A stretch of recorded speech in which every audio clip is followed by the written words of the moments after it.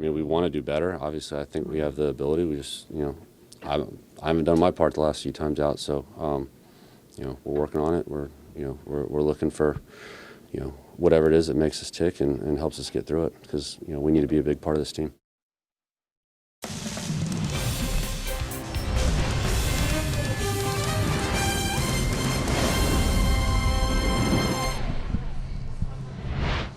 The Indians were all smiles early last night. A Geyer slam and a Rajai Davis two-run double helped them build an 8-3 lead. But their optimism soon turned to despair as the bullpen faltered and the bats fizzled. Now on the verge of being swept in Detroit, this team with such high hopes arrives at a crucial early season crossroads. Indians-Tigers from Comerica Park in Detroit. Hi again, everyone. Matt Underwood alongside Rick Manning. Some losses hurt more than others, and last night had to be like a kick right to the gut for the Tribe. You have that big of a lead, and the bullpen, which has had its struggles, just can't get out of its own way. It's right now they're going through the toughest stretch I think they'll ever have all year long. You can't make the pitches when you have to, but they come back. Look, they haven't been aggressive. They're walking too many guys. They're not making the quality pitches when they have to, and I'm talking about everybody down in the bullpen. They're going to have to pick it up, and nobody's going to feel sorry for them. Guys are going to continue to do that, and they've just going through one of these spells. When you look at the numbers, an ERA of over 9, they've given up 13 home runs, and the opposition hitting over 300. They're going to have to find a way to turn it around, stay aggressive, get your confidence back. It's something that will happen, but right now it doesn't look like it's going to end. Yeah, because the fear you have is that starts to permeate the entire ball club, and then every time that bullpen door swings open, the guys on the field are going, uh-oh, here we go. Yeah, you're waiting for something to happen instead of making something happen. All right, Indians-Tigers will wrap up the series. Play-by-play is next. Alan Jensen have the showstopper, and we'll check in with Andre coming up. Cleveland Indians baseball is brought to you by Who But W.B. Mason, the official office supplier of the Cleveland Indians, and by your Northern Ohio Honda dealers. Made in Ohio, Ohio proud.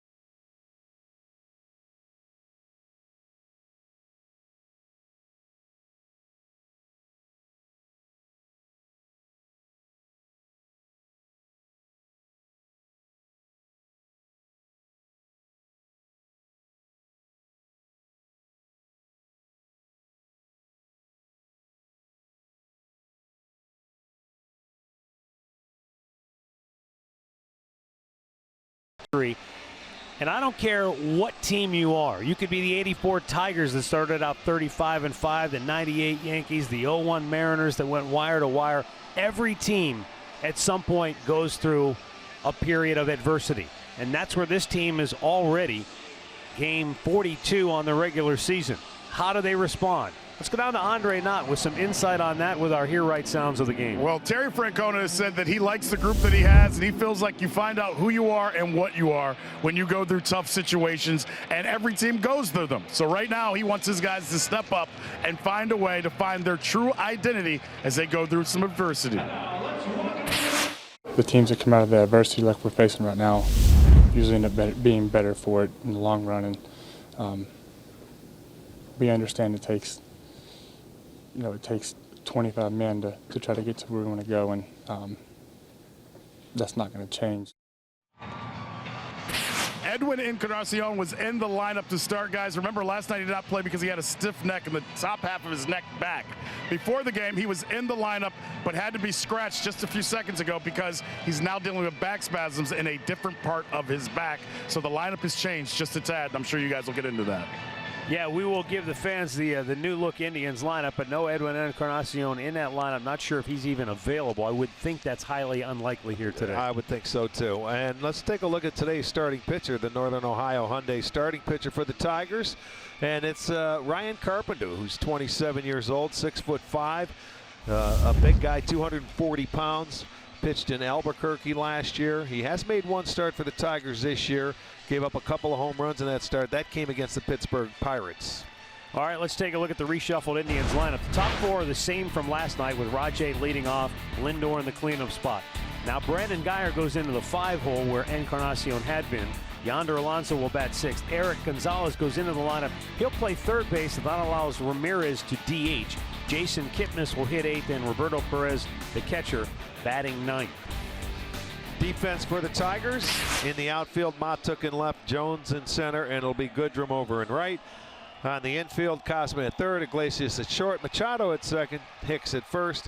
Griner gets the start today behind the plate. The umpires today, Ed Hickox will call the balls and strikes. Jerry Meals, the crew chief, is at first base. Gabe Morales at second, and Roberto Ortiz is down at third. Our game time temperature, 70 degrees under mostly sunny skies here this afternoon.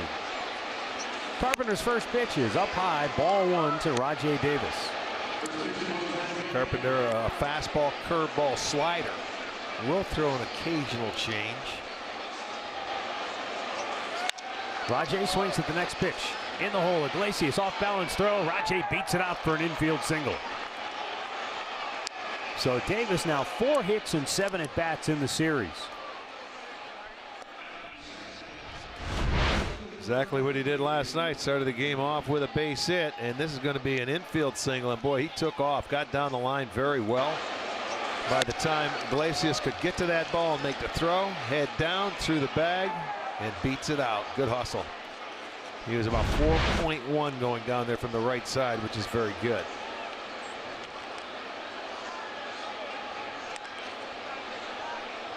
Rajay has stolen 8 out of 11 on the year, but facing a pitcher he's never seen before. Now Michael Brantley steps in, and Carpenter fires one to first. Well, when you're 6'5", you've got a lot of arms and legs that you may have to move in the right direction. He'll get a feel for it. And sometimes when you don't know a guy and you're a base stealer, you may take a huge lead just to make him throw over there a couple times, so you might be able to pick something up in his delivery. That's good insight right there. I like that. Kind of force his hand. A one-way move, yes. Holy smokes, this guy's way off the bag. You know he's going to throw to first, so you just automatically break back. One other thing about Carpenter, the guy that they're getting their game plan from for this side is Tyler Olson. They were teammates at Gonzaga. Thanks, Andre. Brantley almost hit by that pitch. And that's interesting, too, Arch, just watching Carpenter a couple of pitches into the game. He works on the extreme first base side of the rubber, so if he's trying to go into a left-hander, it might be difficult for him to throw it for a strike. Yes, indeed, and he's a long armer. You see, he doesn't have a high leg kick, but that arm, it takes a while for it to catch up, as we'll see. That's not a move you have to worry about. never really lifts that leg up, so that's the second time he's done that. Michael Brantley leads the American League this month with 21 runs batted in. A snap throw, and it was close at first. Rajay lost his hat, but he's back to the bag safe. That's good to know too, that he has a step off and a quick move like that, because then now you have to be ready for it if he's ever going to do it again. We'll see if he has a move to first after he lifts his leg up. Brantley softly lines one into center field for a base hit. Rajay got a great read on it. He'll go all the way to third, and the Indians have runners at the corners with nobody out. You're exactly right. Rajay had a beautiful read. He knew that ball was going to fall in. Brantley was jammed with the pitch, and he was off and running, and not even a throw to third base. So good read. He's off and running, and the Indians have the inning set up here in the first and third, and nobody out. Well, this is a critical situation early for the Indians, and that brings us to our keys to the game, brought to you by Wayside Furniture, our storylines, if you will. Hit with runners in scoring position. Even though the Tribe scored 8 last night, they left 9 men in scoring position for the game. And we'll see how Trevor Bauer can do in the role of stopper, stopping the skid for the Tribe when he takes the mound on the bottom of the first. Ramirez has been an RBI machine for the Indians. He leads the team with 29 driven in. And 17 runs batted in his last 17 games played. Well, he has a free at bat here in the first. Right back to the mound. He hit it with his bare hand. He'll try to recover and get Ramirez, and he threw it away. And they're still circling the bases. Davis scores. Brantley to third. Sliding in safely to second base is Ramirez. And it's 1-0 Cleveland. Well, Carpenter, he knocked the ball down with his bare hand. And by the time he got it, he wanted to throw over to first base. And I think Ramirez might be hurt out there at second. After the Turner at first base, something happened as he throws the ball away. You can see the ball gets away from him, so he picks it up and tries to throw and spikes it into the runner. But there's Jose turning to go to second base. Keep your eye on that. Did the throw hit Ramirez? It may have. It sure did. tell. That's a good call. I did not see that. That's a good call.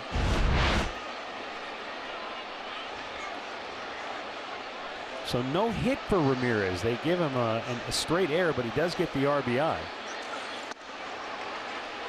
I almost thought it could have been a hit and an RBI. Yeah. And then the error allowing It him could to get have. the second. It could have. 30 runs batted in on the year now for Ramirez. And a chance for a big first inning as Lindor drives one to right field. Goodrum makes the catch. Tagging is Michael Brantley. He'll come home, and Ramirez will tag and go to third. Lindor with his 27th run batted in, and it's 2-0 Cleveland.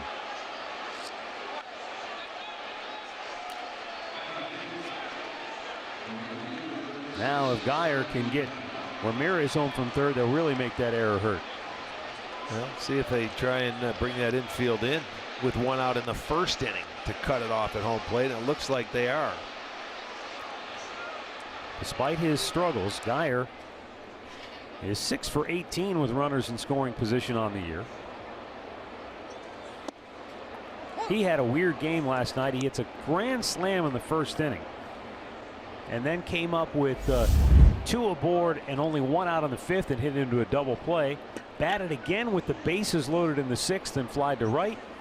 Batted again with the bases loaded in his next at bat, then struck out. 2 down, runner still at third. Watch the right leg of Ramirez. And that ball clipped him right below the knee. Yeah. On the shin right there, and it looked like he caught the back of the bag, so I don't know if that ankle may have taken anything on that. He barely scraped first base as he went by. I know it. It looked like he landed on the backside, which that scares me more. Now Yonder Alonso. It's good to see him even though he didn't start, he came into the game last night as a pinch hitter. He singled and scored, then doubled in his next at bat. Because even with those 2 hits, just a 209 average in the month of May so far. Fly ball to right. Goodrum broke back, now comes in to make the catch, and the inning is over. But the Indians take advantage. They scored 2 in the first. The Tigers are coming to bat.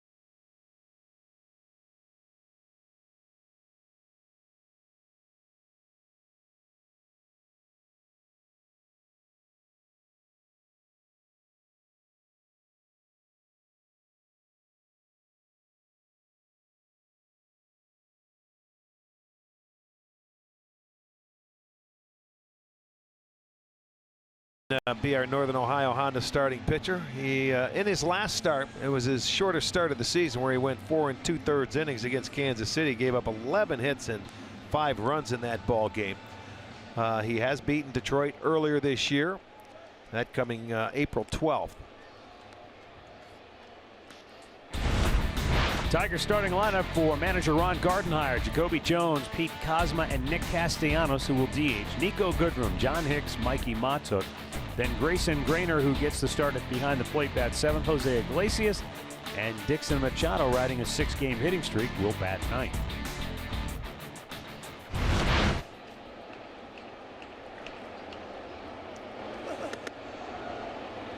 First pitch of the game for Trevor Bauer is inside, ball 1. Remember that last start. Remember Trevor, how he was upstairs with a lot of things, and his velocity was up a little bit more too. So far this year, Arch, he's been really good in the first inning. He has only allowed 3 first-inning hits and has not allowed a first-inning run. And when your team comes out and puts 2 on the board, it's a shutdown inning. You want to see him come right out and put up a quick 0. Grounded fair. What a diving stop by Gonzalez, and he throws him out. Oh, a dynamite play defensively at third by Eric Gonzalez. Holy smokes, that was an unbelievable play. That ball looked like it was by him for a double down the line. And his size and the length of those arms, man, he just snagged the ball. I mean, he's getting it on the way down to come up and make that throw across. What a beautiful play and a strong arm. That's the shortstop's arm in him. Look at that. That is well done. And he didn't know he was going to play till about 5 minutes before game time.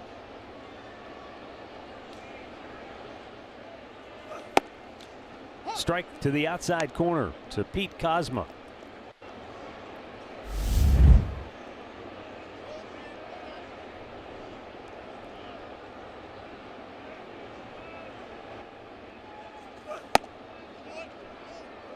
Now looked like a strike, but it's called a ball. 1-1.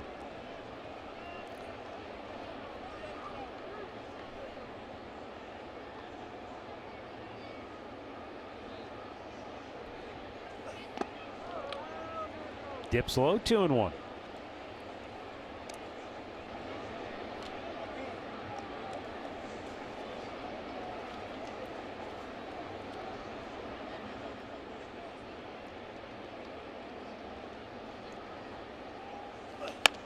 Jammed him. Rolls it to short. Lindor unloads to get him 2 down. Let's check out the Indians defense, brought to you by Jeep. It'll be Brantley in left field. Davis is in center. Geyer over in right.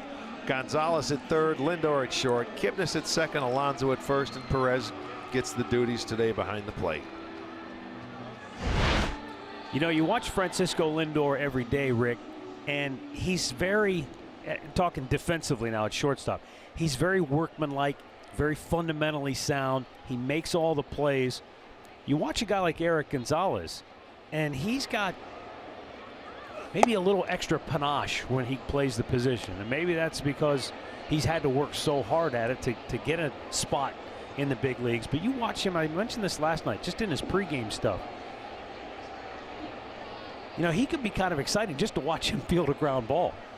Well, he's made 2 starts at third base this year, May 2nd and May 3rd, and that's it. He comes out on the first hit of their game and makes a play like that.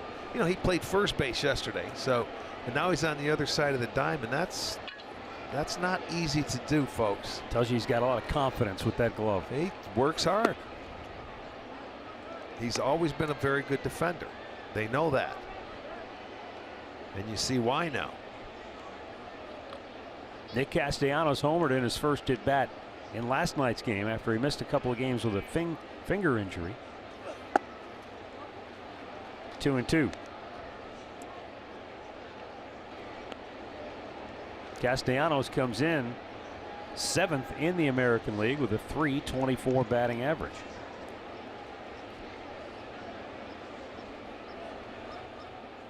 And the 2-2 is out of play to the right.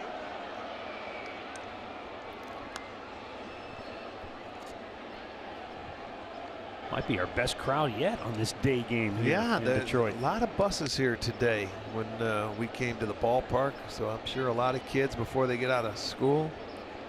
Field trip. Why wouldn't they?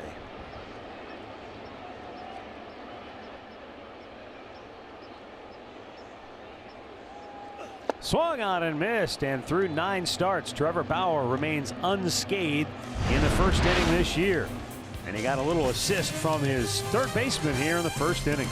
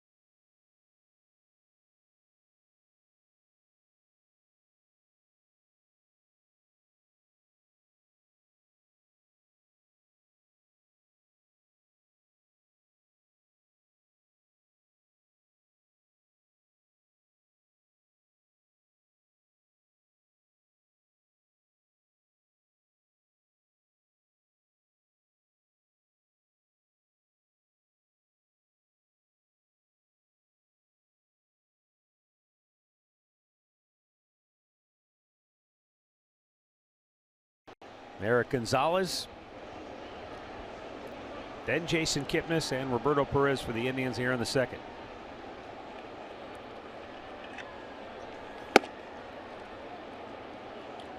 Boy, Gonzalez, you mentioned Arch.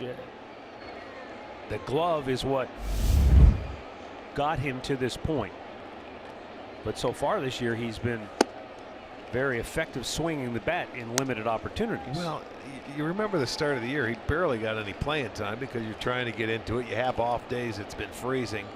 But he came out and had that big series that, you know, where he had, what, 3 or 4 hits in a ball game and hit a home run. And, you know, he needs a little confidence. So he needs playing time. The more at bats he gets, it would not surprise me to see he can get locked in at the plate, given the right opportunity. He had a 3-hit game. It was against Toronto in game 2 of that doubleheader. Another look at the spectacular play he made defensively. Yeah, well, that throw at 120 feet, he got up and just fired a seed.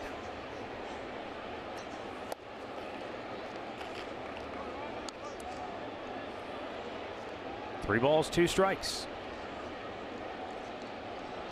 Well, and remember earlier, it was the decision between him and Giovanni Urshela, and it came down. They kept Gonzalez because they felt that Urshela was such a good defender, and at third base he was. We saw him. Yeah. He played last year. We've seen Giovanni. You haven't had an opportunity to really see Gonzalez here, but you will now.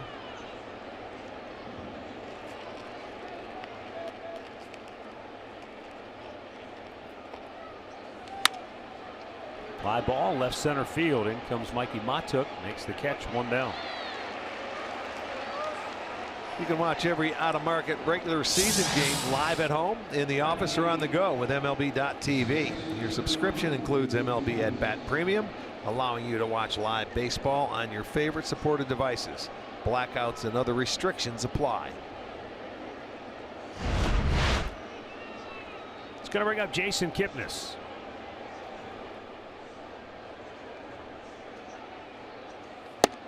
Takes a high fastball for a strike.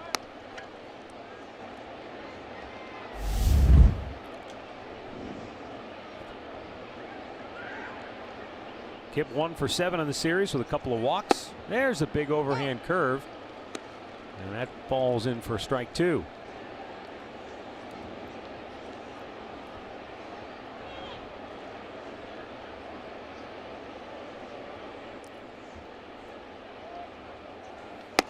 Well, so far on the year between Toledo and Detroit, with Carpenter I'm talking about, left-handed hitters are hitting just 205. They were 9 for 44, where righties are hitting 319.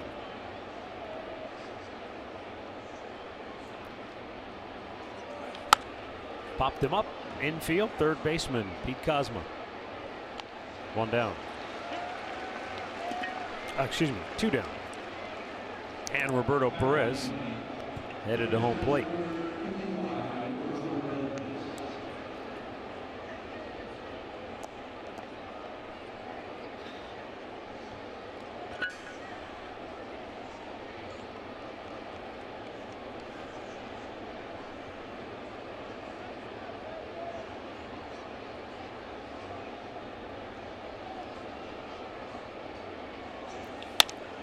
One hopper to second.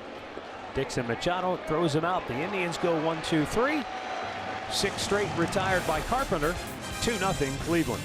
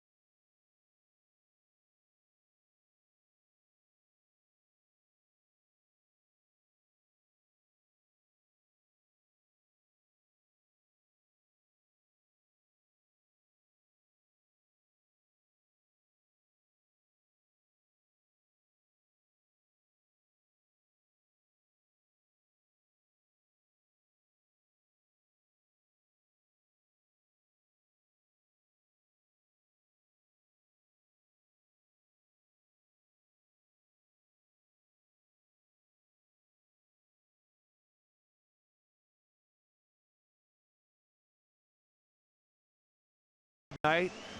And Houston is going to be in town before the game. Come on out to the district, and you can have a lot of fun out there. And then after the ball game, it will be a fireworks show. Get your tickets at Indians.com.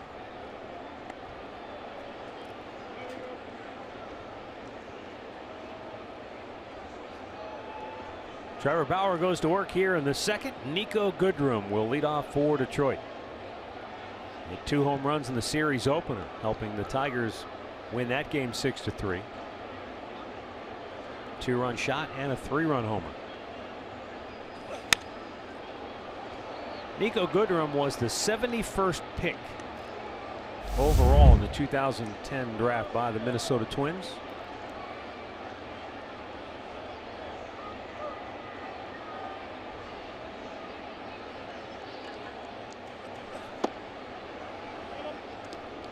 Looked like last year he had really turned the corner. He had a great spring training, but was one of the last cuts, went to AAA. That should stay in. Let's see, Gonzalez over near the dugout. No. He hit .265 last year for AAA Rochester for Minnesota. 25 doubles, 13 home runs. But in just a handful of games with the big league club, only 11 games played, and he was 1 for 17, and that ended his time with the Twins. Down and in. Well, they have some pretty good outfielders in that organization. When you look at the Twins, Rosario and you know, Buxton out in center field, and they are stacked. They got a really set outfield for a while, you would think. And we've already seen in just a couple of games here, defensively, he still has he's still a work in progress. Yeah, he looks shaky. He made a mistake in right field in game 1. He made a mistake in left field in game 2 yesterday. And he's out looking here. Trevor Bauer with his second strikeout here today. Let's go down to Andre. Well, with Trevor Bauer last 2 starts, we talked a little bit about how his velocity got up a little bit higher, and that may not have been a good thing. Terry Francona said after that game he felt like he became more of a thrower and not a pitcher. And in talking to Carl Willis, he says he just wants to keep his emotions, no matter what's going on. He's got to stay even keeled. He gets it. When you get behind or you're not pitching the way you want, a lot of guys try to throw harder. He goes, but that's not a good thing for Trevor. They need him to sit right around 95 and keep throwing that curveball and stay within himself, because they feel like he lost that a little bit in his last 2 starts. Well, Andre, you were telling me in the last 2 starts, which it was news to me, that he was going with his cutter more and his changeup more. Now, why would he do that when he had a pretty good flow going with his fastball, curveball for the most part?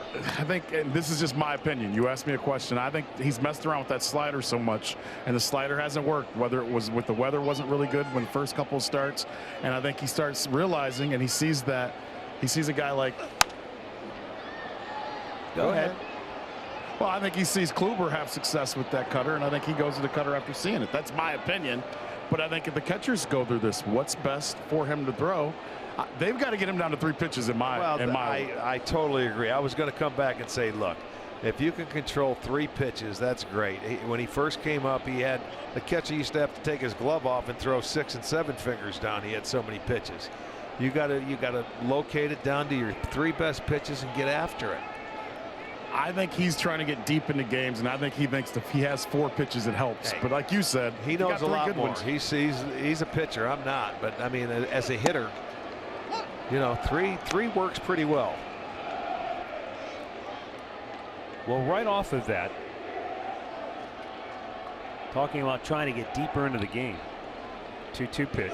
Swung on and missed as Hicks goes down swinging.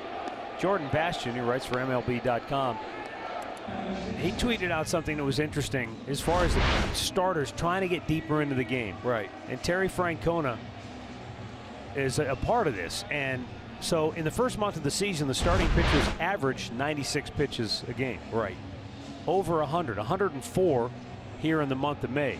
And Tito said, quote, I don't want to look up in August and have these guys on fumes. So he understands that he's asked more of the starters as the bullpen has gone through their issues. And there's times you have to do that. I totally understand, because you know what, your bullpen's going to go through struggles, and that's theirs right now. But they've got to get it back together, because you don't want your starting staff tired or having to spend one turn on the disable list like some of them did last year. Well, the other thing is Tito says he doesn't want his starters trying to do more because the other guys are battling them. You know what I mean? Yeah. Where he knows the bullpen is battling, and he goes, I don't want that. But the other thing he did say to the averages going up, he said in April you don't usually throw as many pitches anyway with starters, but he is being very conscious of how many pitches these guys are throwing right now. Well, he never will burn them out.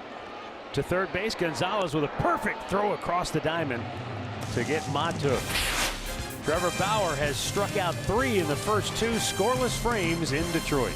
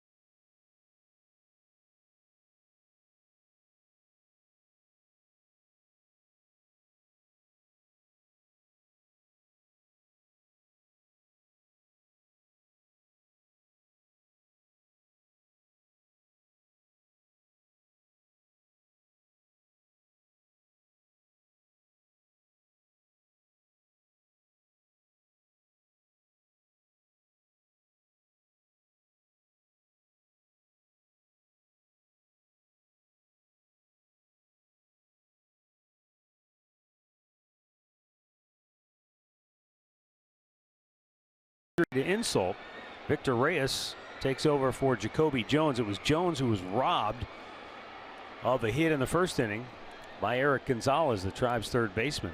So Victor Reyes is now in left field, and Mikey Matuk, who was in left, he moves now to center. See if there's any update on Jones. We were wondering if maybe on that play, as he was trying to leg out that infield hit, maybe something happened.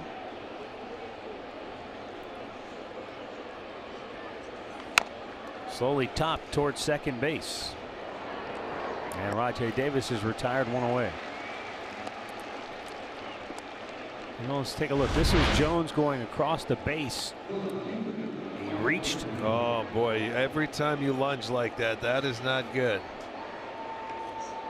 You know, you're trying to get that extra length over there. Yeah, He felt was something in the ankle or something like that. And when you really, they say run through the bag, don't jump at it, because you're going to hit it funny. It looked like that front foot too might have been caught in between.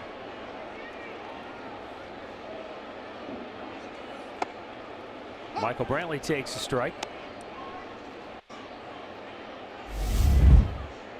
7 straight set down by the left-hander Ryan Carpenter.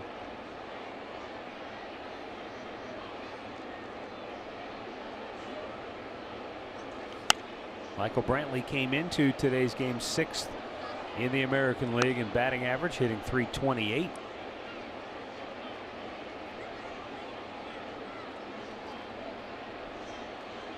They'll set up the first inning after a Davis single, Michael single that was first and third and nobody out. Up high with it, 1-2.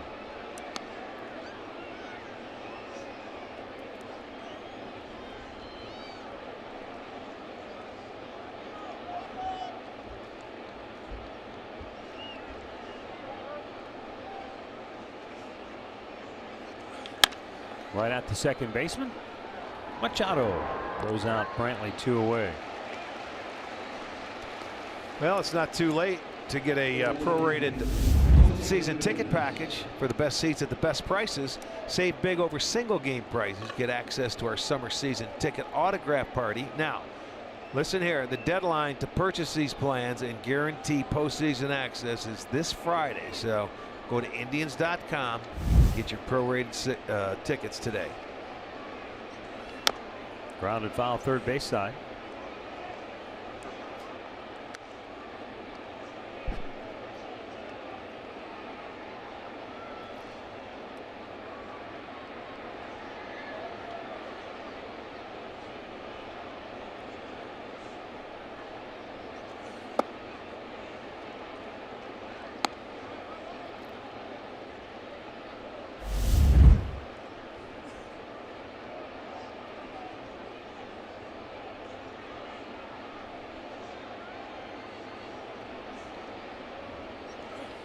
Missed outside with a 2-1. Ramirez picked up his team leading 30th run batted in the first inning. And Hosey has 18 driven in the last 18 games played. And he's really picked up the pace with the doubles, and that's what really drove his season a year ago. He came in, remember he didn't have a double for the longest time? I sure do. It seemed like it was almost into May. Tied for 5th now in the American League with 13 doubles. 11 of those have come in his last 17 games. There's a bouncer to short. Iglesias, buggy whips it over, and the Indians go 1-2-3, and now 9 in a row retired by the left-hander Ryan Carpenter.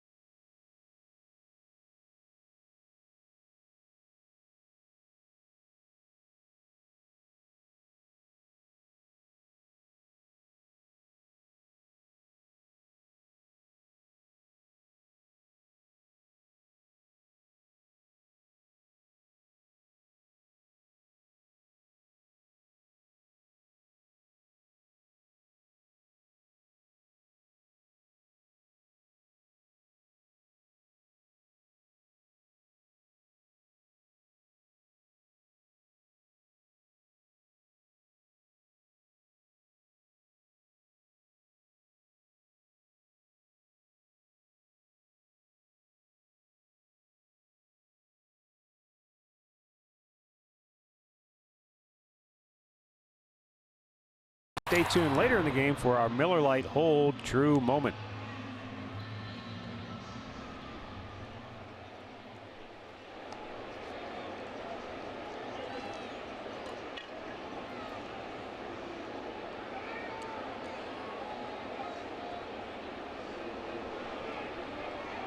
Beautiful afternoon here in Detroit. 70 degrees at game time. 2-0 Cleveland. Bottom of the third inning. And a swing and a miss by Grayson Griner, who gets his first action in the series. He's a big guy, 6'6", 220-pound catcher.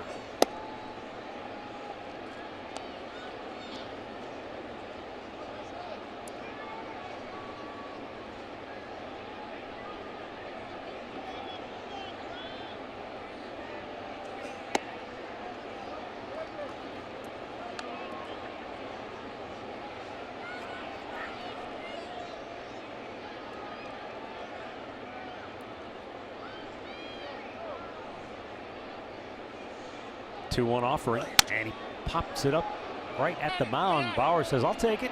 He does. Boy, I think that's the second time this year Bauer's had a put out like that. When you look at Trevor Bauer and you look at his distribution, fastball 41% of the time, and then the curveball, those are the top two. And he's mixed in that slider a little bit. His changeup's good. He throws it to left-handers mostly, and he's been working with that cutter a little bit as well. But the top three, the fastball, curveball, and slider.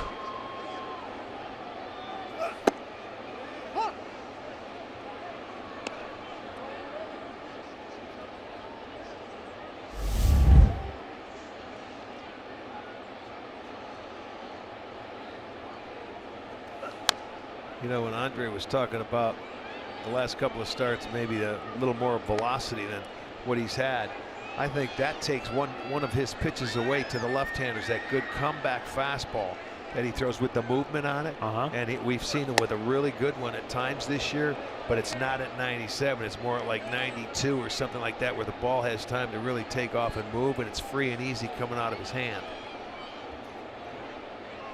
That's why I always marvel at guys who can make the ball move with those really high velocities.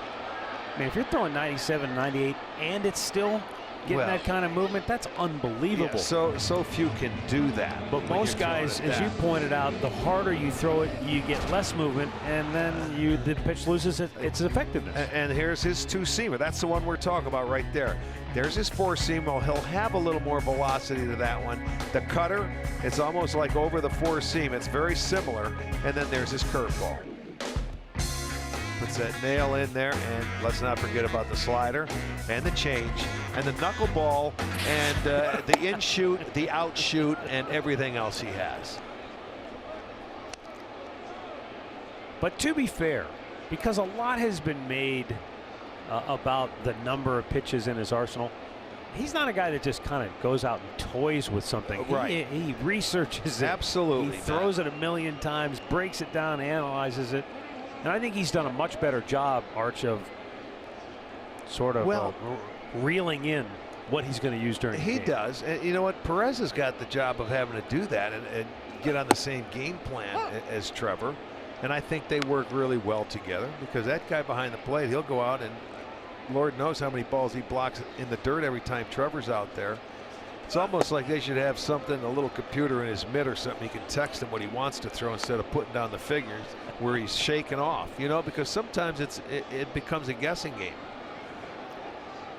Here's the 2-1.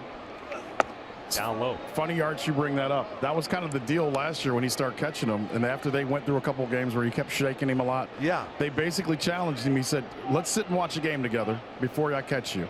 And let's make a deal that we're just going to agree. You just trust me for a whole game. Right. Trevor took off in the second half after that happened. Yeah, that was beautiful. Trust your catcher.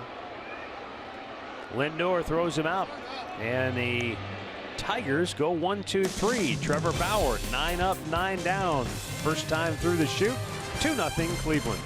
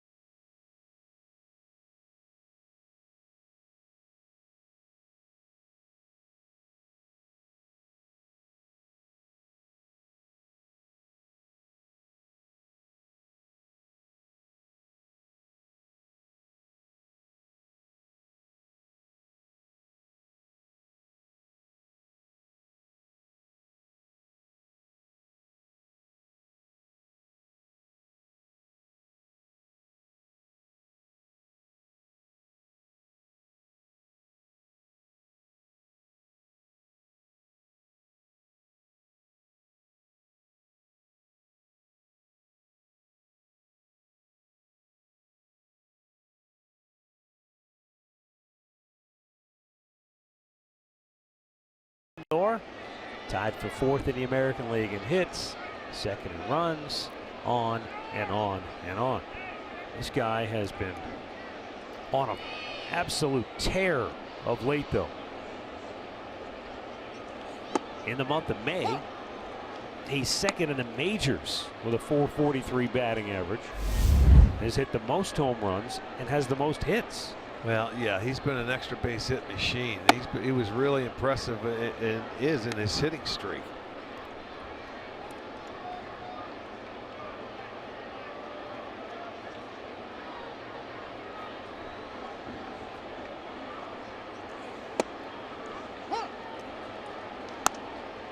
You know, if you had Encarnacion in the lineup, and he was originally scheduled to bat 5th,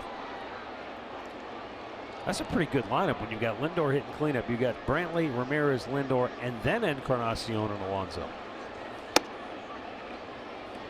Yeah, if you got the leadoff man. Davis had a nice night last night, got 3 hits. Here we have a lefty. He's back in there again today. If you can find somebody to put in that leadoff spot, it's beautiful. And, you know, I don't think Raj is going to play every day, but when he does, we'll see.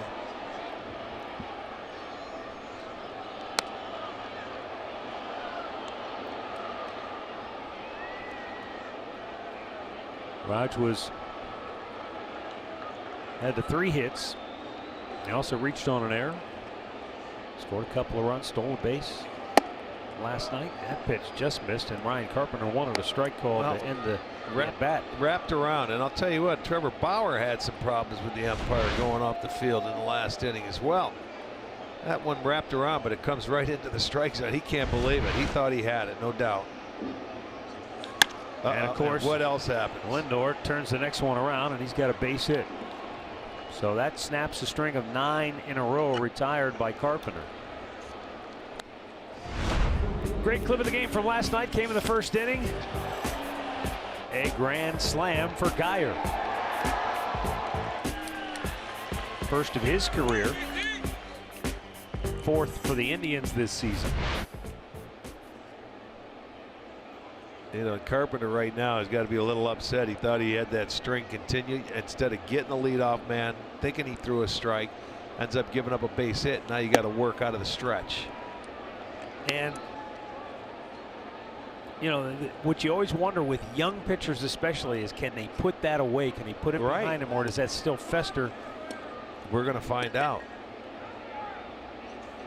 And now he's 2-0 to Geyer, who has 11 of his 12 hits this year against left-handed pitching.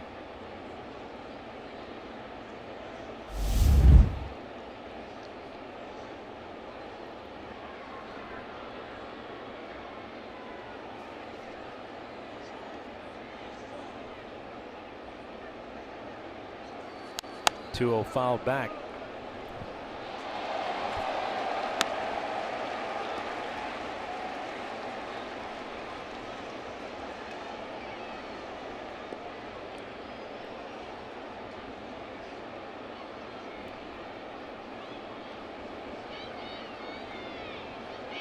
Throw to first. They're telling us that Jacoby Jones left the game with a left hip contusion for Detroit. I don't know if that's something that maybe happened last night and is bothering him early in the game today, because I don't remember him falling down. No, I think that I think of that stretch right there that might have. You think? Yeah, I really do. Leaping for first base there.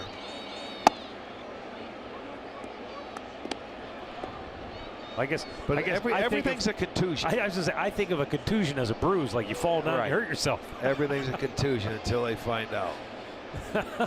What happened? I got a contusion here. I'll let you know later. I'm contused. 3-1 fouled back.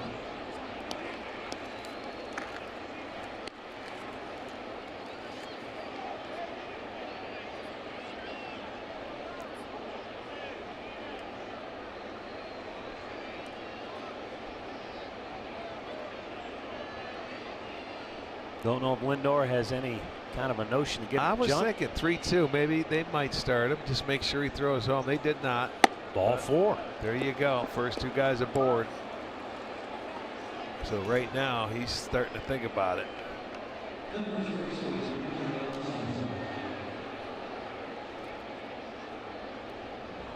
Yonder Alonso flied to right in the first inning. The catcher went out to have a little quick chat. And will count as a mound visit. And now Grainer looking into the dugout to see what we want to do here. I think that was a mound visit where the catcher just said, hey, don't let it bother you, man. We'll get it. Come on. You got to come back and just sort of settle the young man down a little bit. Because you can tell he thought he had a strikeout on the first hitter.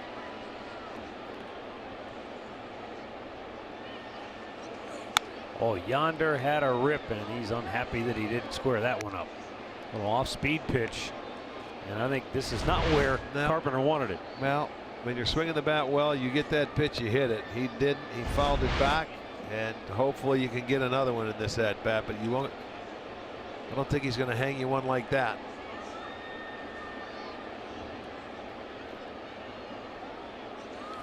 Fouled right back. Snap that bat right out of the air. And you know, look, when you've got guys like Brantley and Ramirez and Lindor who have been tearing it up and hitting everything in sight, it stands to reason that there aren't as many RBI opportunities for Alonso by the time the lineup gets to him. But the fact that he only has 2 runs batted in so far in the month of May is really surprising. Weekly tap back to the mound. Greiner goes to second. There's one on to first. Double play. Well, it's the flip of Iglesias that really made that play. He came back, he got ahead of Alonso, and he made a really good pitch, borderline, that might have been off the plate, and Alonso went after it. He had a good pitch to hit, and that one was off the plate, but he gets to watch a little flip underneath and plenty of time to get Alonso, so he made his pitch when he had to. That's amazing to me when I watch guys that can do that. Just flip it? Yeah, and they get so much on it. And accurate. Well, watch him before the game when he's down here throwing before the game starts. He catches the ball, he flips it behind his back, and he's putting on a little show for the fans. Indeed. And he's one guy that we've seen him a number of times grab the ball and not even come up. He flips it from, down near his shoe tops, and he can be very accurate with it. And Eric Gonzalez with a 2-out RBI single into center field. Boy, is that big for the Tribe. Picks up his teammate big time with an RBI hit, and that's 7 runs batted in now for Eric Gonzalez and 12 hits in his last 26 at bats. You know, this looked like it might have been one of the few changeup he throws, and he left it upstairs, so that wasn't good location, but Gonzalez did it, and a 2-out base hit goes a long way. That'll give you a little confidence right there. After the first and second, nobody out. Nice hitting, make it a 3-0 ball game. Jason Kipnis has popped up on the infield, his only time up today. Looks at a ball outside.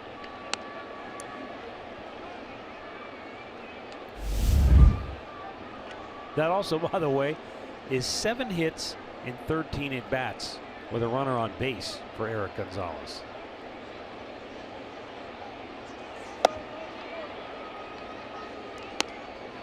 Well, that was the first time he picked up his leg and it decoyed, he deked Gonzalez.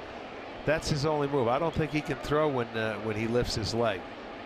He's got the short, quick move to first. He'll throw it before he comes set, but once he raises that leg, he normally goes home. Jason Kipnis strokes one down the line. That's going to go all the way to the wall. Gonzalez coming around third. He's going to be waved home, and he is going to score without a throw. A 2-out RBI double for Jason Kipnis makes it 4-0 Cleveland.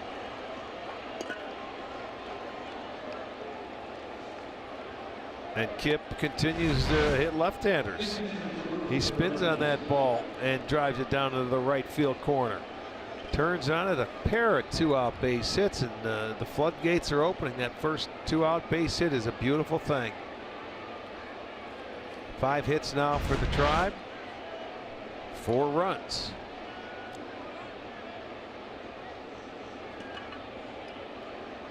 Roberto Perez grounded out his only time up in the second inning. And isn't it something that The guy who wasn't even scheduled to start or be in the game today has made an unbelievable defensive play. Yeah. And now comes up with a 2-out RBI hit in Eric Gonzalez. We see that a lot. You Yeah. know, when guys get, all right, here you go. We've got a change in the lineup. And they get inserted maybe 20 minutes, half an hour before the game, and they go in there and they have a great day. Yeah. The other team's thinking, wow, great, no Encarnacion, we catch a break. Just like the Indians came in here thinking, no Miguel Cabrera, game 1, no Castellanos. Right. Well, we catch a break. And what happens? You end up on the short end of the score. Turn You the just tables. never know.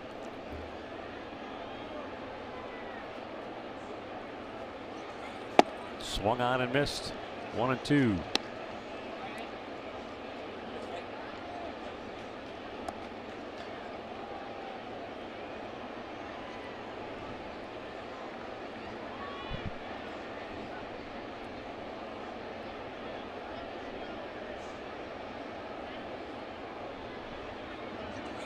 Up and away. 2 balls, 2 strikes.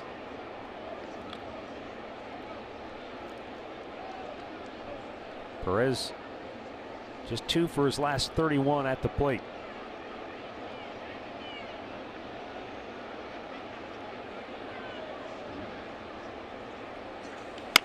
And he tried to muscle one into center field. That's going to drop for a base hit. Kipnis is coming around third, and he's going to score. The Indians' 3rd consecutive 2-out RBI hit in the inning makes it 5-0. Get the first one, and everybody else relaxes. This ball, it jammed him, but boy, nobody needed a hit more than Roberto right there. And he gets himself a 2-out RBI single. It was up. And the reason why he could muscle it in there is because it was elevated. The changeup to Gonzalez was elevated. Kipnis spun on a good fastball that was in. But 3 straight hits, and it's a 5-0 ball game. Montauk really wasn't going to have a play at home anyway. But No. 7th man to bat in the inning now is Rajay Davis.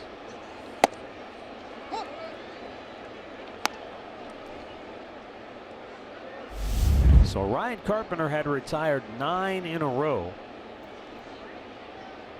Thought he had a strike 3 call on Lindor, didn't get it. Next pitch, Lindor single. And now the Indians have cashed in with 3 runs in the inning.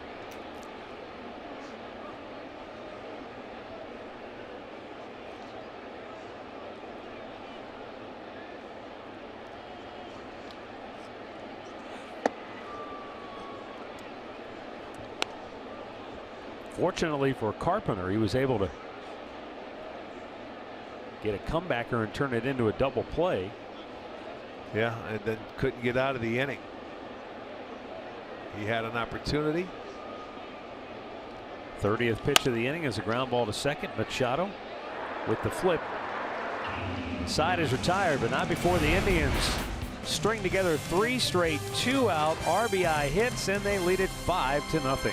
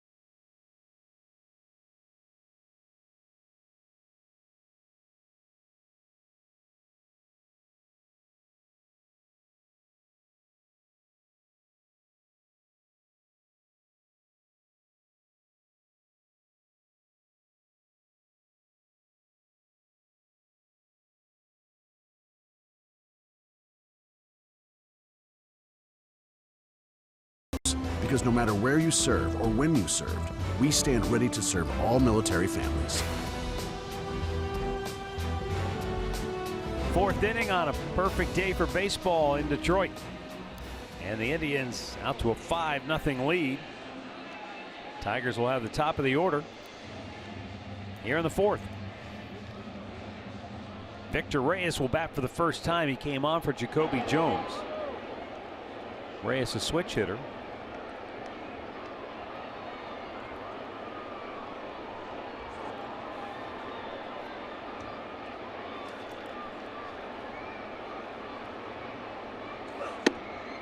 Reyes just 3 hits and 27 at bats so far this year.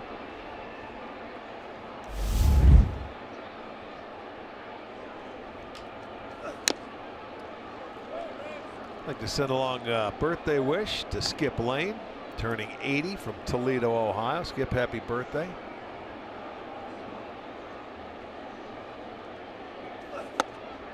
Swing and a miss. It's 1-2.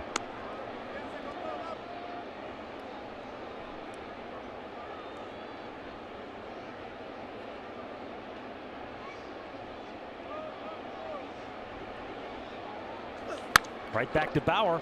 Goes off of his glove. Barry and grab by Lindor. Throw to first. Unbelievable. Wow. Absolute do or die play. Lindor with a bare hand grab and throw, and just by a whisker they retire Reyes for out number 1.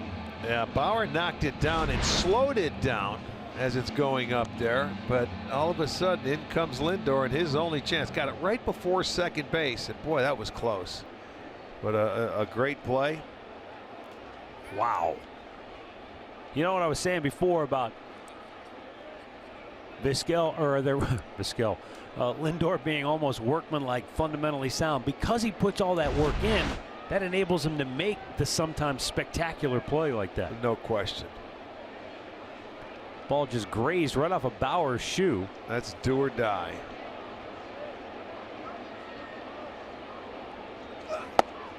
Wow, that was amazing. I don't know what it hit, but It's hit off his shoe. Just grazed the side of his shoe. and boy, he had no time for, no room for error there. That is the second really outstanding defensive play we've seen today. I got to tell you guys something real quick. Jose Ramirez, who's DHing, was sitting all the way back on the end of the bench. When that play happened, he almost ran out in the field. He's been yelling at Lindor since. That's how great that play was. I wonder what his reaction was to the play Eric Gonzalez made to start the game. He yelled out some gibberish that I cannot say on the air. He loves Eric Gonzalez. He feels like Eric has pushed him. He loves having Eric around. I think that really their friendship has been huge for Eric's confidence as he's gone through this. There's a strike call to Pete Kozma.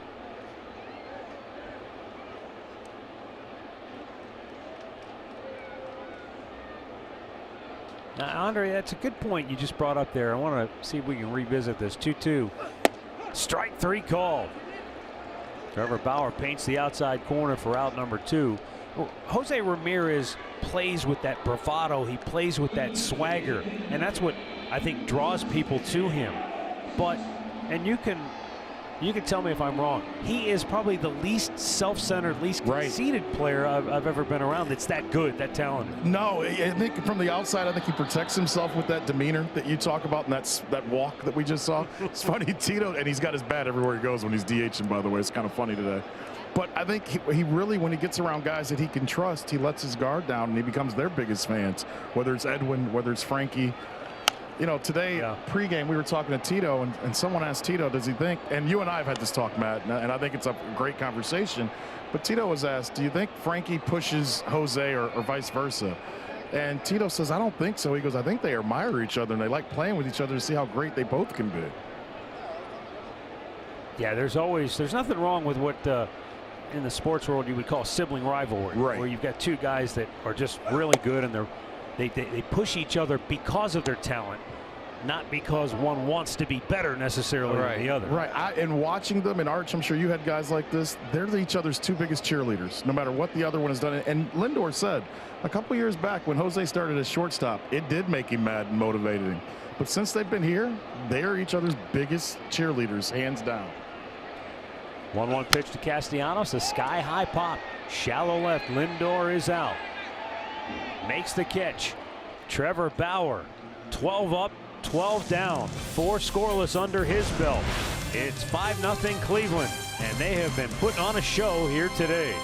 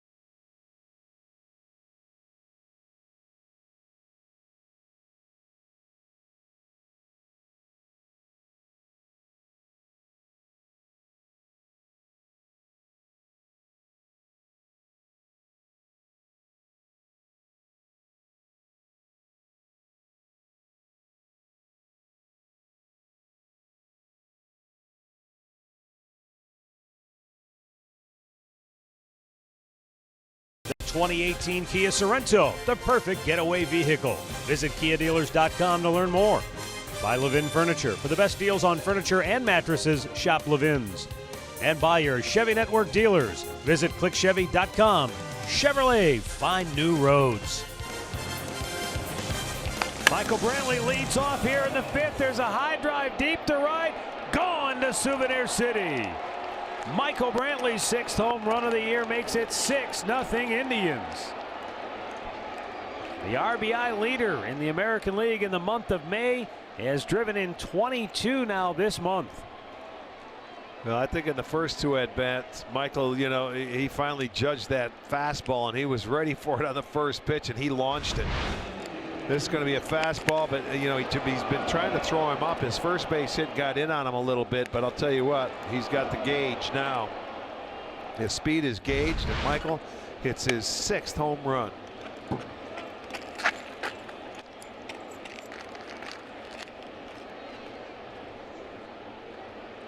That'll bring up Jose Ramirez.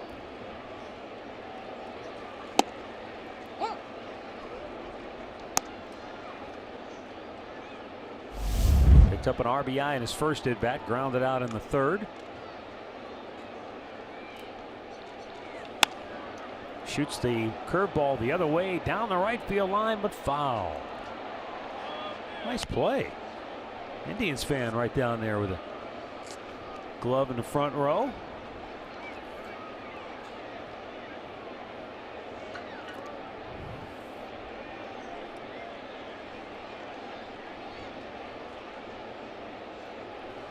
Just now getting some action in the Detroit bullpen as Ramirez pops this one back out of play.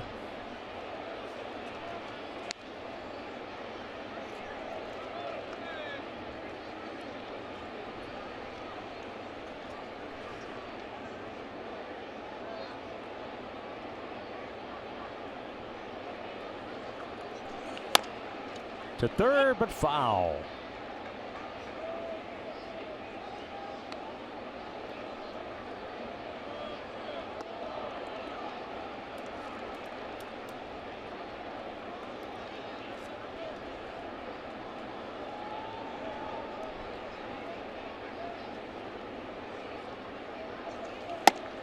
Upstairs, 2-2.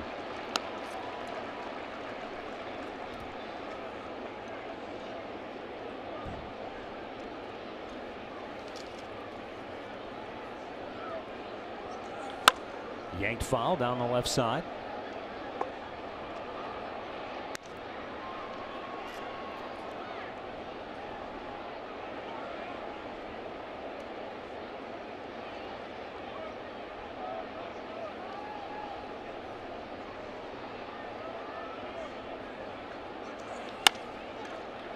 Right field, long run for Goodrum. In the corner he goes. He reaches out and makes a great catch. He saved extra bases with a nice play there. And we go back to Cleveland now for a game break with Al Pawlowski.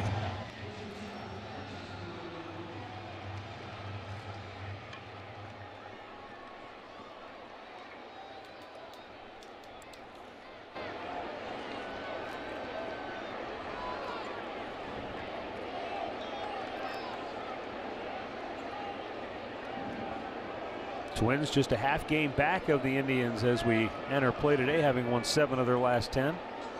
Thanks, Al, for the update. Francisco Lindor with an RBI in the first on a sacrifice fly. He led off the fourth with a single and came around to score.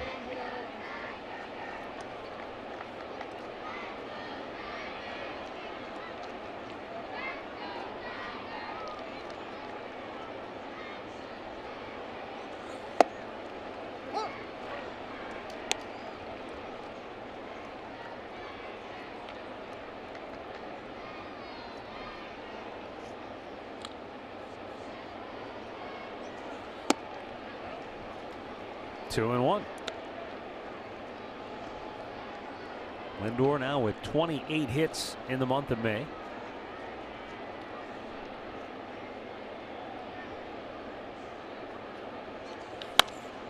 Sky high, shallow right center field. The second baseman Machado backpedaling.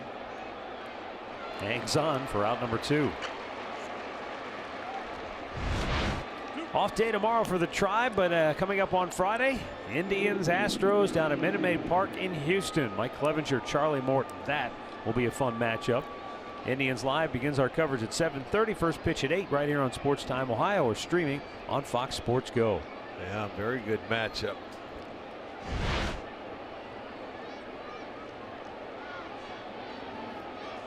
Brandon Guyer takes a strike. Saturday we'll get a chance to see Corey Kluber pitch.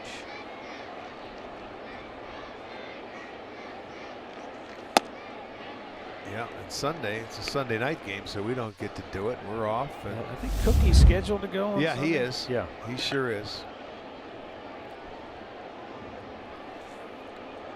The 1-1. Fouled right back.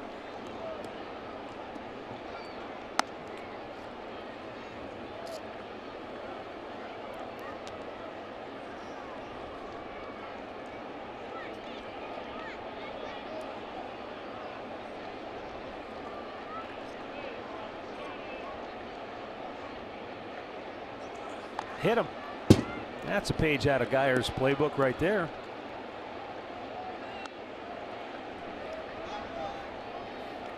Though I believe he's kind of off his normal average. That's only the second time he's been hit by a pitch this year. But it's down low, and he never moves his feet or legs when there's a ball down there. That was a breaking ball.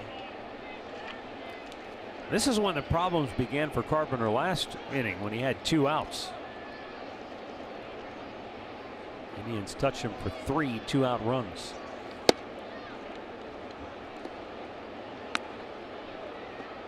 Well, and here's the play of the day that he had. He had Alonso. He got him down early in the count 0-2, and Alonso missed a couple of pitches he felt he should hit and got the double play ball. And then the big 2-out base hits came in, and this one's going to stay in play, I believe. Nope. Brainerd gave it a look, could not get to it. Arch, quick question. I was talking to Yonder before the game. He understands and realizes everything you guys have talked about. He says in April he was very comfortable. Right now he's just not comfortable and getting the bat where he wants it.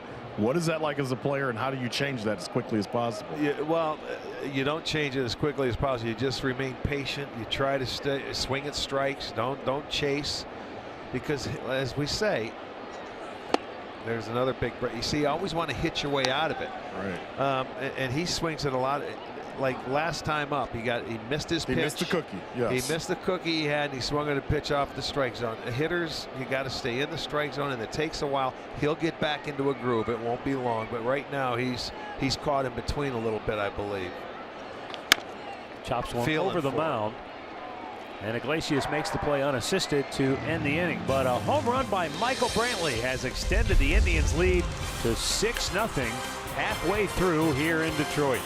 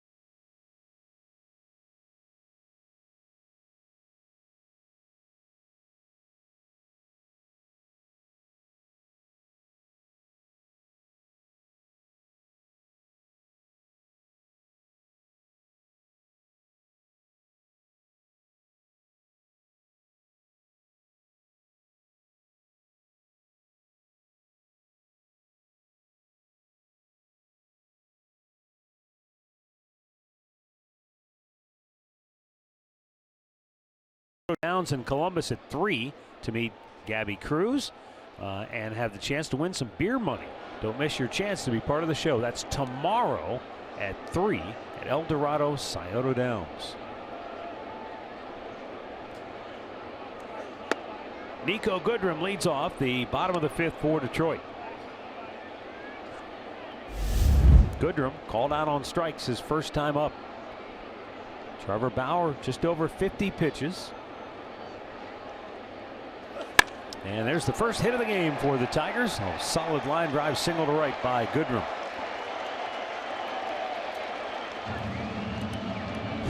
Mid-game recap brought to you by your local Toyota dealers.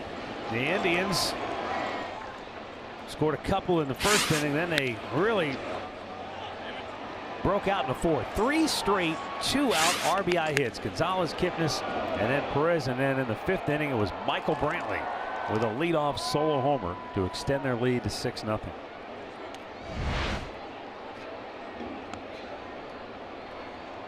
Here's John Hicks, and he has to lean back quickly. So Trevor Bauer retired the first 12 in a row to start the game. And really very, very efficient. You heard Andre say earlier, you know, he wants to pitch deeper into the game. And, you know, with the bullpen situation of late, Tito would love to see him get deeper into the game as well. You know, he did that in New York. Remember, he retired the first 13 and then ended up having some issues out of the stretch. So the first time today he's been out of the stretch.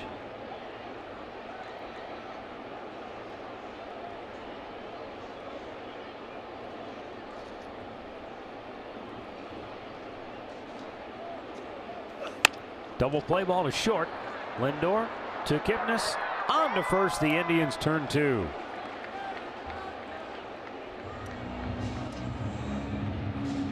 They made a good pitch here to get inside on the hands of Hicks. And he rolls over on it, gets a bad jump out of the box, although he's not a speedster down the line. They're able to turn the double play, so he raced that hit. And a nice play turned.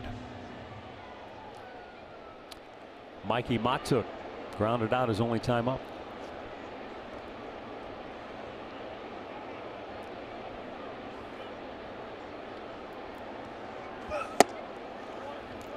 Trevor did start one game earlier this year, April 12th, in Cleveland against the Tigers, where he pitched 7 innings, gave up 7 hits and 2 runs.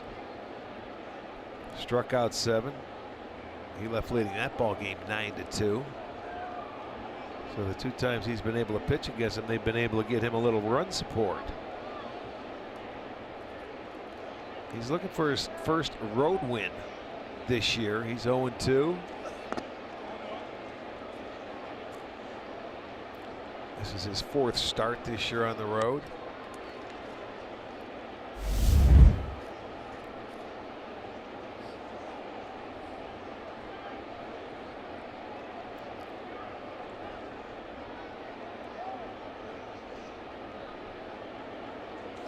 Fouled right back.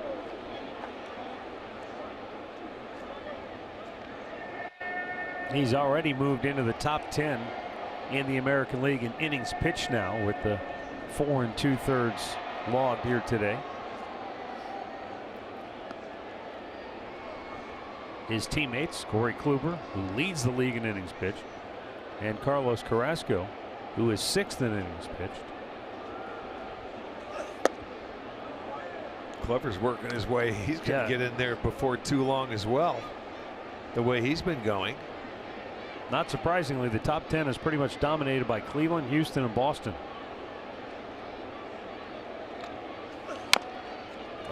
Slow chopper to third, goes foul.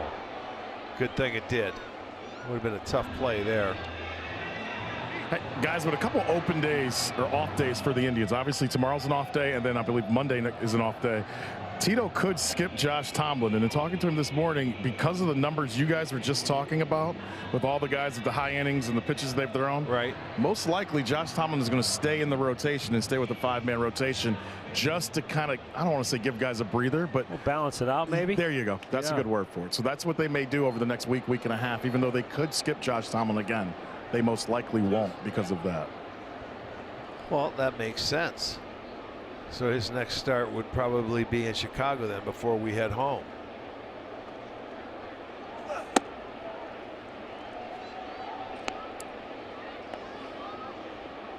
And he'd be working on extra rest even at that. Yeah, with the 2 off days, right? Well, it was 10 days before his start last night. That's right. You know, so he can do it. Strikeout for Trevor Bauer. That gives him 5 on the afternoon. 5 1-hit scoreless frames for the Indians right-hander. They lead it 6-0.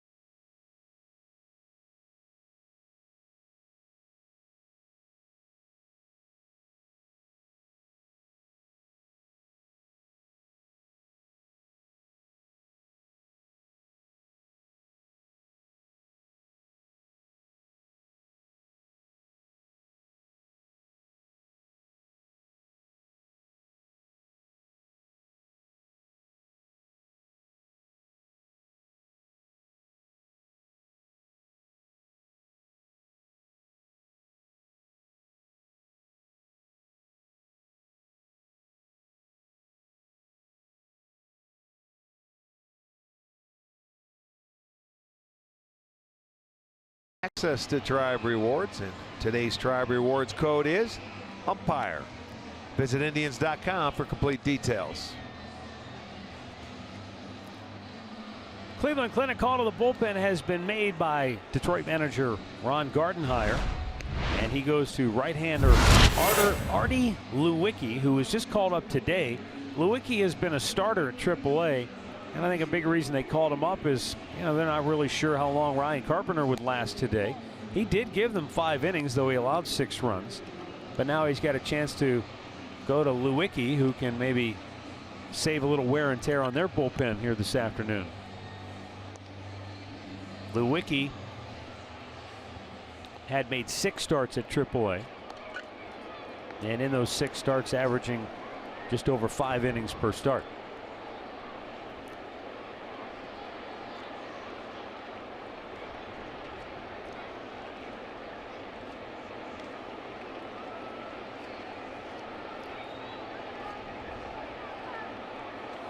Eric Gonzalez a swing and a miss.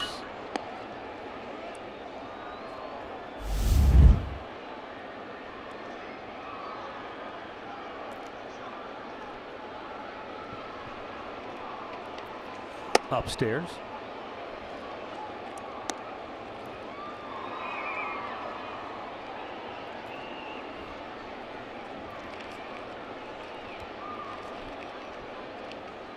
Lewicki 6'3", 220 pounds.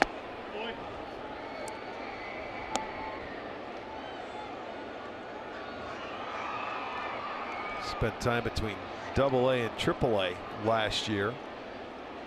26 games as a starter. Eric Gonzalez pops one up.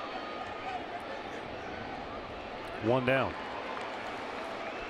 Well, Jason Kipnis comes up. He had a double and an RBI and a run scored his last time up. But so far in the month of May, it has been a real struggle for him. But Arch, when you look around at some other guys in the month of May, Paul Goldschmidt, 098. Didi Gregorius, 118. Carlos Correa, $191. Even Bryce Harper with the home runs, just hitting 208. So, you know, we tend to look at the guys we see every day and you think, oh my gosh, what's wrong? What has happened? But you look around baseball, he's not alone among some really good hitters with great track records. Everybody struggles at some point in time throughout the year. You see some big names that are doing it right now in the month of May. You know, no rhyme or reason. Tito said this morning, confidence. We mentioned some of those same names. He goes, I don't care who you are, how long you've played in baseball, when you don't see the ball go in for hits, it messes with your confidence, and you have to find a way to get your confidence back. 1-1 pitch. You know, Andre, to take that a step further, TJ Zuppi had a good story on theathletic.com. He was talking to Chris Antonetti, and Chris said, you know, early in the season, a lot of guys hit balls hard when the weather conditions were brutal, and they didn't get rewarded for it. And he thinks that, you know, while some of those guys were able to put that behind him and move on, he thinks maybe Kip carried that with him, and he just keeps grinding himself deeper into a hole because of it. I'll agree with that, and I'll tell you guys a quick story before the game. If you look at Kip's pants, if we can get a shot of the pants he has on, those are pants he's never worn before. He said, why not? I don't got hits in the other pants that I'm wearing. He's at that point where he's judging and picking on everything about himself rather than just coming to the park and playing baseball like he always has. You know, he's been around long enough too. You got to learn this. You got to come with that attitude. Hey, give it your best and see what happens, and just have that I don't care attitude. Well, can't worry about it. You say that, and it's funny because I think about Francisco Lindor, who was struggling a little bit early in the season, and he was still smiling. He was still himself. There's something about that, isn't it? That he had the confidence that I'm going to get hot. Now, he didn't know he was going to get this hot, but he knew it. He had confidence that he was going to start hitting, and he believed it. You know, some hitters, he just don't believe it, and it shows. I think Kip, I mean, his body language, you can see that he doesn't feel right. It's serial. It looks like he's more mechanical. He's feeling for it at the plate, feeling for it out in the field. He's just not fluid and playing with as it's easy to say, with confidence. 3-2 foul back. Tito said it yesterday. He hit a ball yesterday, and I want to say the 5th inning to center field. He said Yeah. any other park gets out of the ballpark. He hit about 415 feet. He drilled it. Yeah, drilled it. He goes, now he may foul off 6 balls, and that may get his confidence back. He goes, but if that ball was off the fence or over the wall, he goes, that may have changed his whole season. He goes, we just need that moment to change his confidence and to change his season. That's the toughest thing about hitting, boys. You fail 70% of the time, and you still are a great hitter. We forget that. Well, let's listen to Ty Van Berkeley, Indians hitting coach, and see what he has to say. Slump's going to be so mental, and you know, he's got a good swing. I told him the other day, you're the same guy that's a 2-time All-Star. That you know, it's the same swing. It's just, you know, getting over that mental hump and not letting the tough results get to you. You know, it's tough when you're struggling and you line out a couple times and you don't get anything to show for it, and it's you know, it's just, it really gets in your head. But you know, just working on just some of the basics and his swing and things like that, to where, you know, you feel like you're moving in the right direction. But you know, it's once those hits start falling, he gets on a roll. I think it's just going to snowball from there. To go back to what you said earlier, because I think there's a very fine line. You want players that care, but sometimes, as you said, it's not that you want a I don't care attitude, but you have to stop letting it eat at you day in and day out. And I don't know how you do that. Because you get fed up with it and say, I don't care.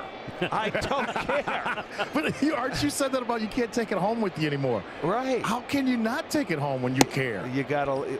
Everybody cares that plays this game, but you have to do that. Let me tell you something. They don't boo players like they used to boo. What happens when they're booing you and you got to go home? You feel like a dog. So you're saying we should start booing, eh? Yeah, boo them, man. Maybe that'll wake them up. There's a strike call to Roberto Perez. I think Arch needs a day off. Yeah, well, Andre, this is, you know, we're getting into some deep-seated. There's some stuff here that Archie hasn't dealt with in a long time. I see. We've got him on the couch now. Oh yeah, you and I, yeah, you guys are my doctors. Oh my God, have I gone wrong? We don't want to open up that coconut. No, please.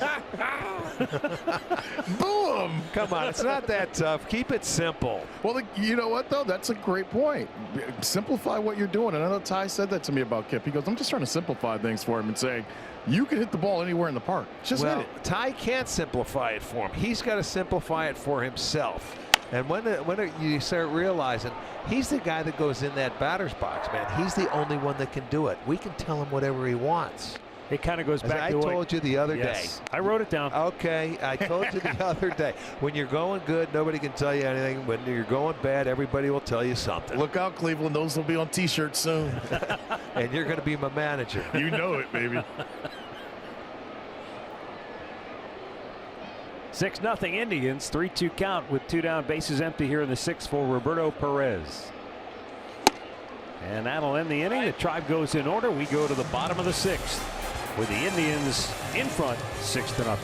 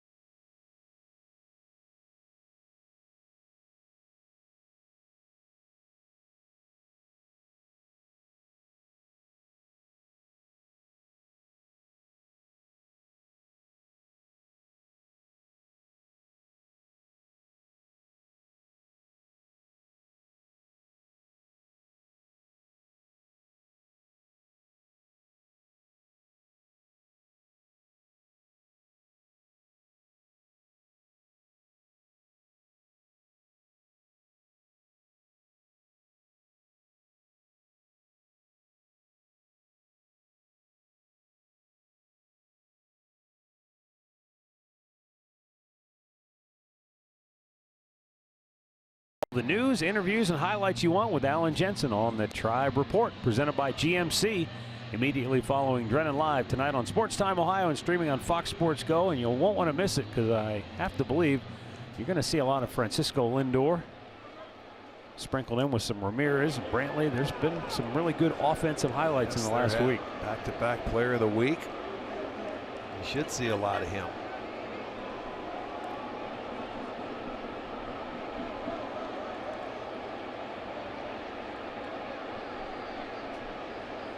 Grayson Griner will lead off for Detroit here in the 6th.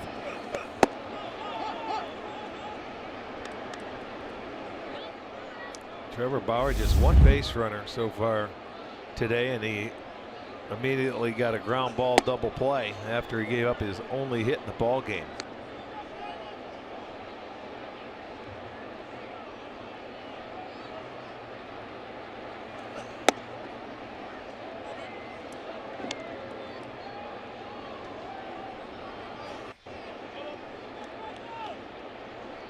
Trevor Bauer has been splendid here today.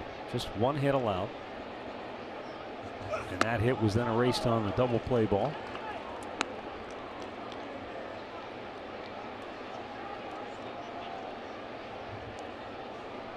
Grayson Griner with a 3-1 count. Pops this back out of play.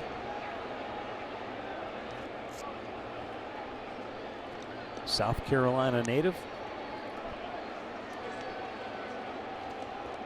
Another young player trying to make a name for himself.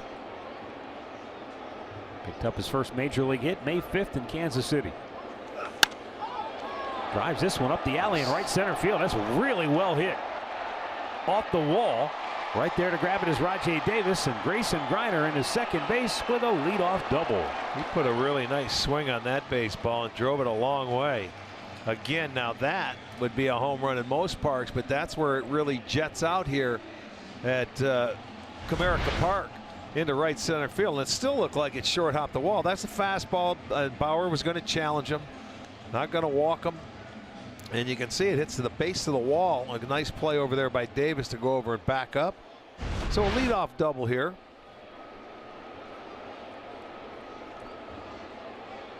Jose Iglesias fly to left his only time up in the 3rd.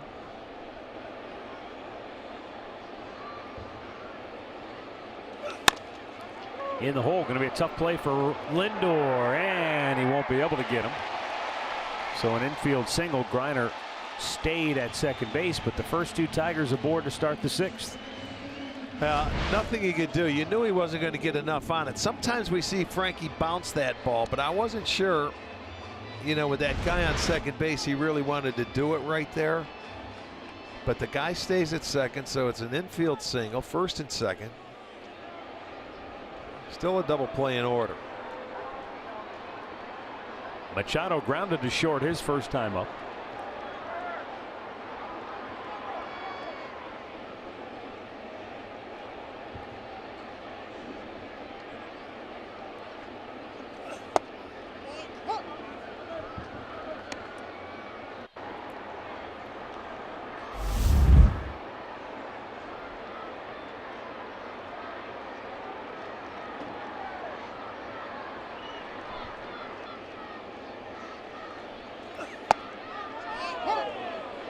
And Bauer quickly gets ahead of him, 0-2.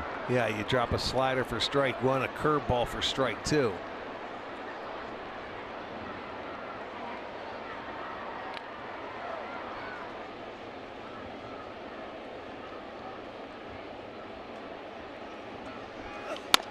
Reaches for it, and Gonzalez goes to second. There's one on to first, not in time. I thought maybe Gonzalez might try to go to third. May not have, he would have only been able to get one. Yeah, but you would have got the lead enough. runner. Yeah, that's normally where you got to try to go for 2. Machado got down the line pretty well. If you look at it and see, he's just a little too far away from the bag. He would have only got 1 out, and that would have been the lead runner. So you try to get 2, but the speed of Machado beats it out. First and third, still a double play in order again. And Victor Reyes grounded out his only time up in the 4th on a ball right back up the middle. Fouled back. That was the outstanding play by Lindor as it was knocked down by Bauer off his foot.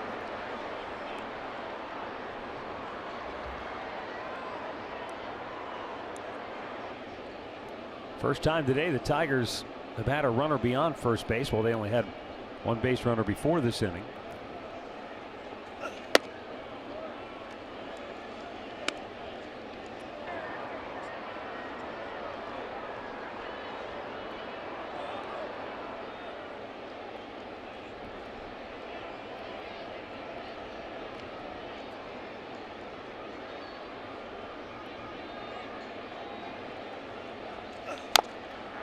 Fouled off, 1-2. This was the play earlier that Rick was referring to. Just trickled off the foot of Bauer. Look how quickly he gets rid of it. He had no other choice. He picked it up right before the second base. Wow. And if you're ever at home, try to do that. Run and pick up a ball and try and throw it all within one step, pretty much. You have to be some kind of athletic. Or you're on the move and have somebody roll that ball to you. Yeah, and that's what you were just saying. When you're running full speed and you have to reach down and try to pick up a rolling ball barehanded. That's concentration in its own right. These guys make it look so easy, and it's really not.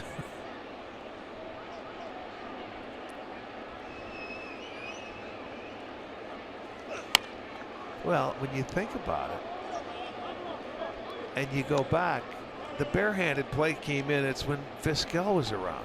When I remember those guys, I don't remember a lot of guys when I played trying to make a barehanded play, unless you were at third base and it was a bunt or a do or die play where you top the ball. Never saw many shortstops, second baseman, or anybody else trying to barehand balls. Not with the regularity that we see now. No, the coaches used to tell you, why do you think they would give you a glove? You catch it with your glove and go throw it. The 1-2. He went too far. He did. Yes, they he appeal, did. and there's the strikeout, 2 down. Yep, he got him to flinch. 6th strikeout for Bauer. Good breaking ball, played on the aggressiveness of a young hitter in Reyes, and that ball bounced in front of the plate, and you can see him from the side. There it was. Certainly went far enough. Gets the second out. Now a chance to get out of the inning. You know, the other thing, too, that I remember about Omar Vizquel in particular on that barehand play that he used to make on games that the Indians would play on turf, and there weren't a lot of them, but say in Toronto and in the Minnesota. old Kingdom, the Metrodome. Right. He would, it would be a bouncing ball right at him, a big bouncing ball, and he would grab that bare hand and throw to first. When there was a fast enough guy running, yes, he would.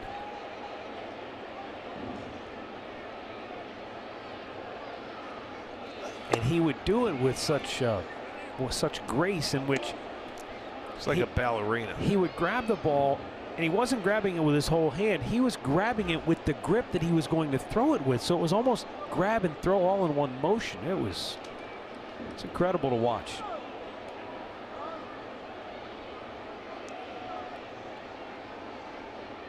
Now the 1-0. Swing and a miss by Cosmo.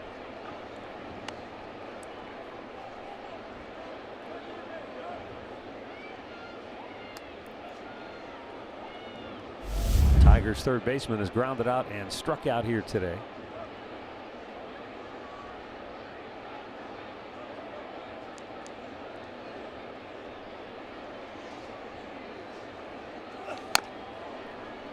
And the former Cardinal fouls it back to the screen.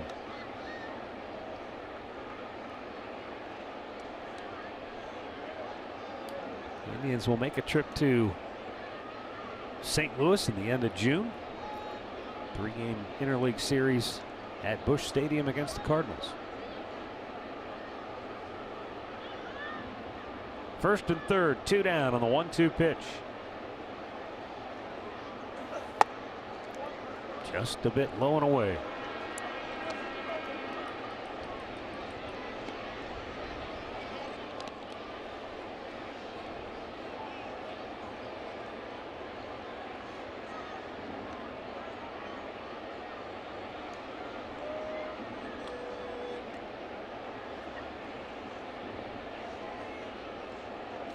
There's a strike 3 call.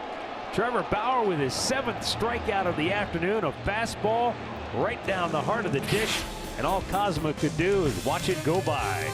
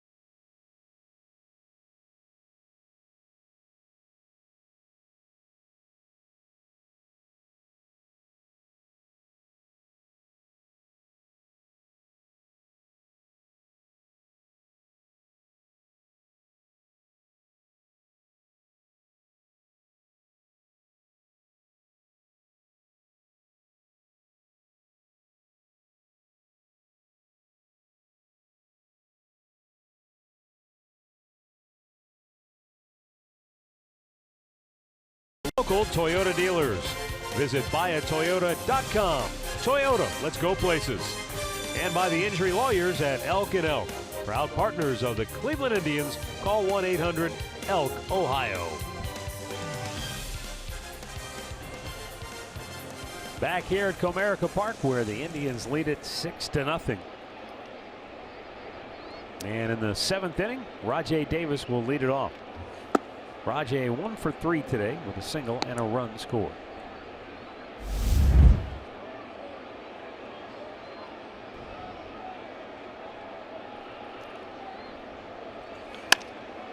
Grounded up the middle, backhanded there by Machado.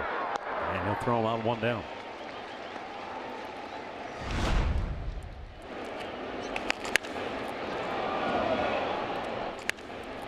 Michael Brantley last time up launched one over 400 feet.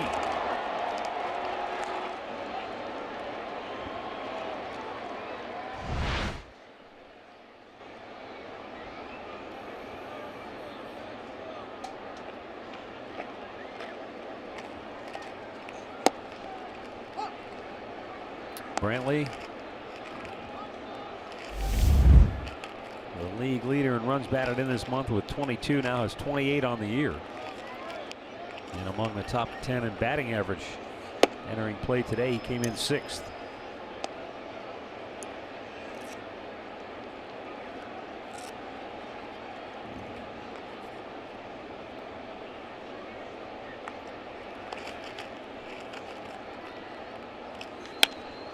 Softly served to center field, but running it down as Mikey Mott took 2 down.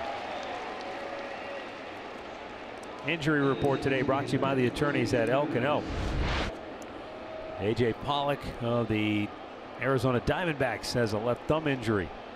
Adrian Beltre bothered by a hamstring problem, and Adam Wainwright of the Cardinals. Pollock was having an unbelievable start to his year before injuring his thumb. He's going to be out 4 to 8 weeks. Wow, that hurts. Yeah, especially when you got where, like we just showed Goldsmith struggling in the month of May, and that's where they have hit the skids compared to where they started out. I think they lost 6 in a row at one point. They're still 2.5 games up on Colorado in the NL West, but well, they got up to such a good start. The Dodgers, man, they've lost 5 in a row, 8 out of 10. They are now 9 games under 500 in the NL West.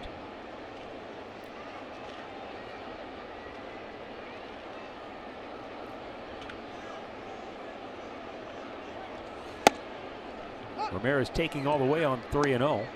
In for a strike.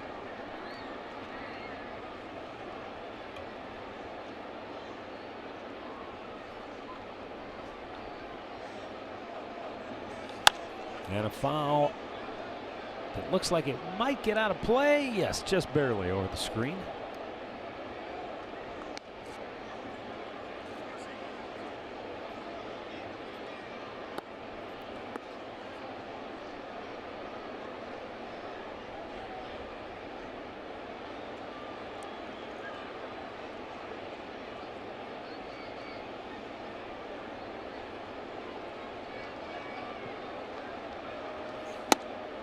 And that's ball 4. A walk for Ramirez and a 2-out base runner for the Indians. Just take a look at this. I mean, because you say it and it's one thing. You look at it and you think, wow. Yeah, 16 and 25. You're All right. that money the Dodgers have tied up in their payroll. Kershaw's on the disabled list, and Taylor just came back. Or Turner. Yeah. Turner, the third baseman, just came back. And wasn't Seager hurt too? He's done for the year. He's done for the year. Yeah, he's got Tommy John coming. Yeah, I haven't looked lately. I don't know if Puig is back, but he's back. He's been down for a while. Yeah, he's back.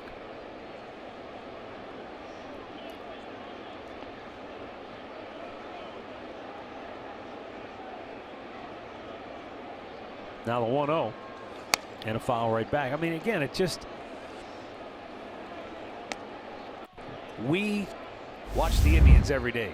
Fans watch the Indians every day. You get wrapped up into it. Sometimes you get so close to it that when you take a step back and you look and think, well, okay, yeah, it hasn't been what you maybe expected to this point, but it can happen. The Dodgers are proof positive that, I mean, hey, they had all the expectations of the world, and they're in the World Series a year ago, and yet here they are. I'm sure nobody in that organization expected they'd be almost 10 games out of first in the middle of May. Baseball's like a soap opera. It's addicting, and you watch it every day. You need the weekends off and check it on Monday and Friday, and you'll know everything else. As the world turns. It's a grind, man. It is every day, and there's ups and downs, and there's emotions, and you lose players, you pick up new players, and a lot of things happen throughout the course of a year. And you have to learn how to weather the storm, and everybody has to go through it at some point in time. Sky high pop. Lindor puts his head down. Didn't like the swing. And the catch is made by Reyes to end the inning. Stretch time in Detroit. 6-0 Cleveland.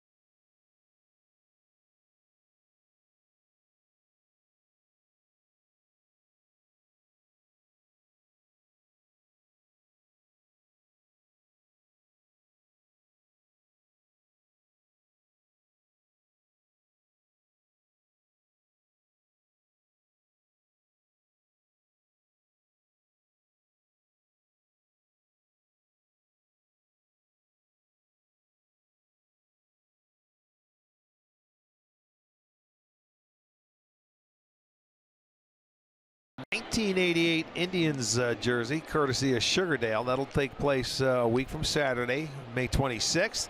The Astros are going to be in town before the game. You can go out into the district, presented by Budweiser, and a Pyro Band's theme fireworks display presented by Wayside Furniture. After the ball game, go to Indians.com and get your tickets.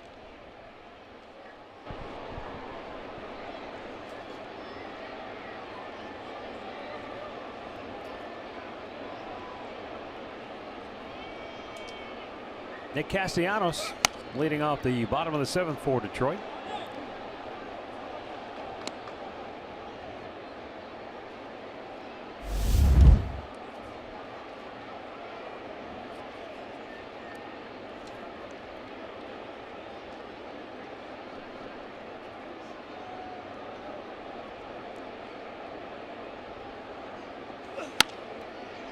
Fly ball down the right side, fouled out of play.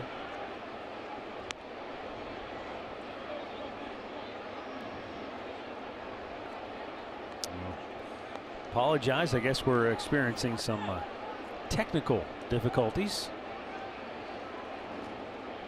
Guys are working hard trying to straighten things out. Hopefully it does not interrupt fans watching the game here today. Swing and a miss by Castellanos. That's 8 strikeouts now for Trevor Bauer. He has struck out 3 in a row for the 2nd time in the ball game. Well, Trevor's just he's on cruise control today. Got a very good breaking ball. He's throwing the curveball, the slider, dotting that fastball, mixing in a few changeups, but he has not walked anybody. He has 7 strikeouts. He's only allowed 3 hits. So he's done a wonderful job today.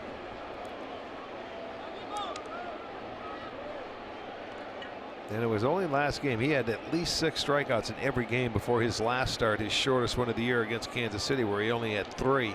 But he's back at it again. He has 7 today. Fly ball right field, long run for Geyer, but he's there and makes the catch. 2 down.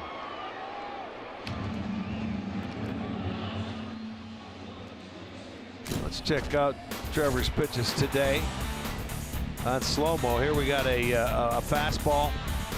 You'll see right there at the knees. Good pitch, gets a called strike. There's the curveball. Nice bite. 12-6 at the knees, and then the slider. You see that slider doesn't break as much as the curveball. This curveball has a little bigger hump to it. John Hicks 0 for 2 on the afternoon.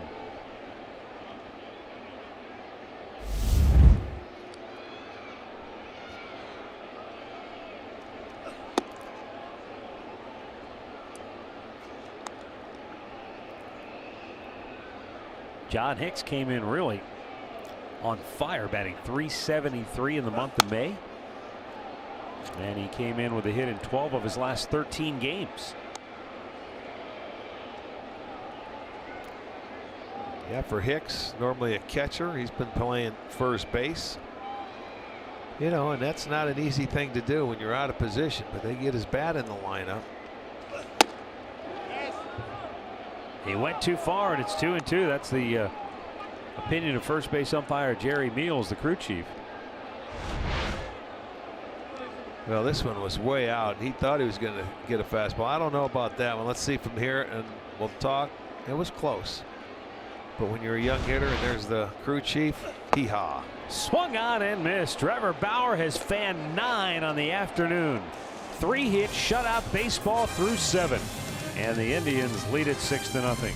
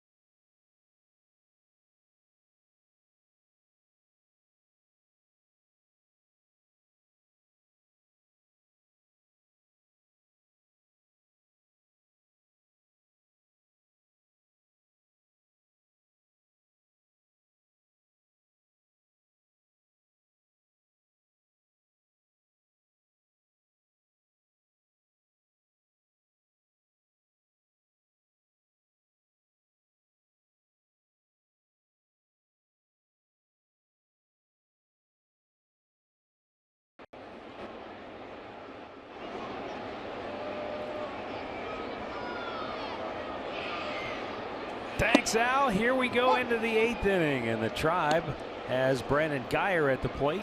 He is 0 for 1 with a walk, hit by a pitch. Artie Lewicki, who came on in the 6th inning, has worked 2 scoreless.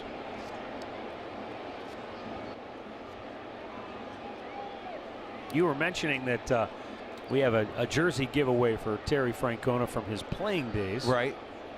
Saturday. And if fans missed it, Tito is going to be honored at the end of the year by the Major League Baseball Players Alumni Association with the Brooks Robinson Community Service Award.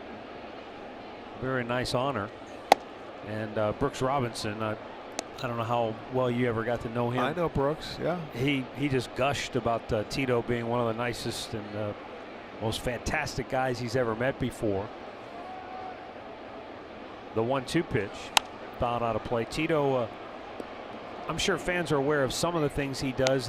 He and his dad started the Tito Francona and Son pasta sauce, which is being sold in grocery stores throughout northeastern Ohio, and some of the proceeds go to the Cleveland Indians charities for that. And one of the big things Tito did a couple of years ago is that he put his money where his mouth is. The Larry Doby Youth Fund, which was created, and Tito said, I'll donate $1 million to it. That's how you get things started and you get people to get on board. Right center field, but Nico Goodrum will make the catch, and Brandon Geyer is retired for out number 1.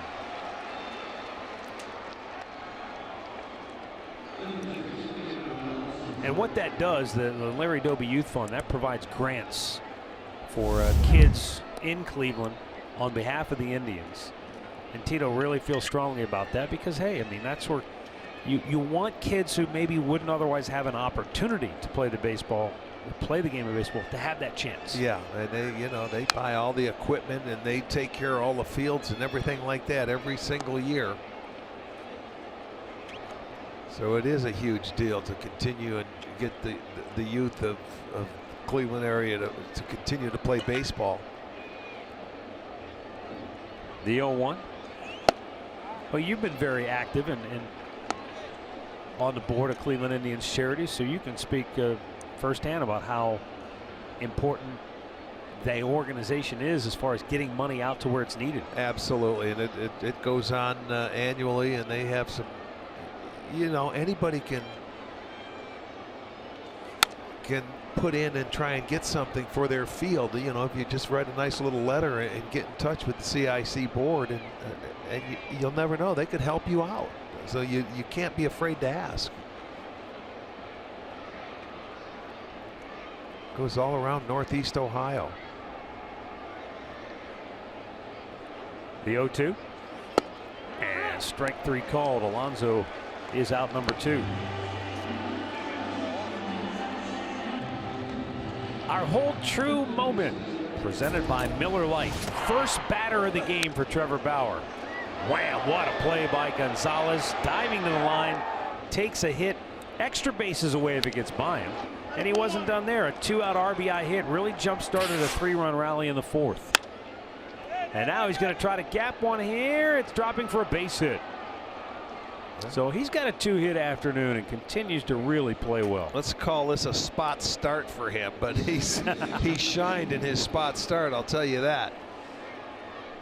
Both defensively and offensively, and I really wouldn't be surprised to see this kid get more playing time. Well, he's done everything he can to this point. He's got 13 hits now in his last 28 at-bats.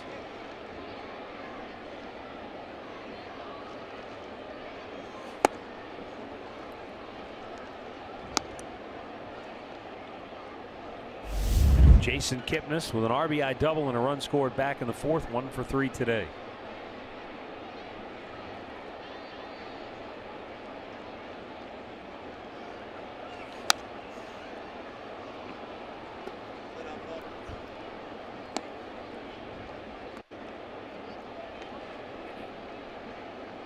Tigers came in having won 3 in a row. And if they'd have won today,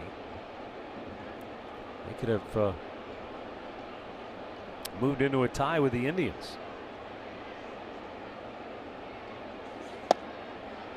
Twins started the day a half game back in the AL Central.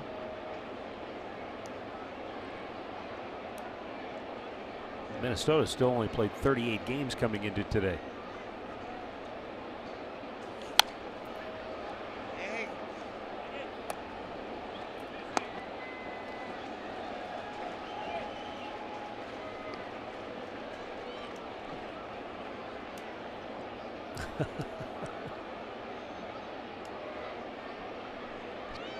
Did it get in the nacho cheese?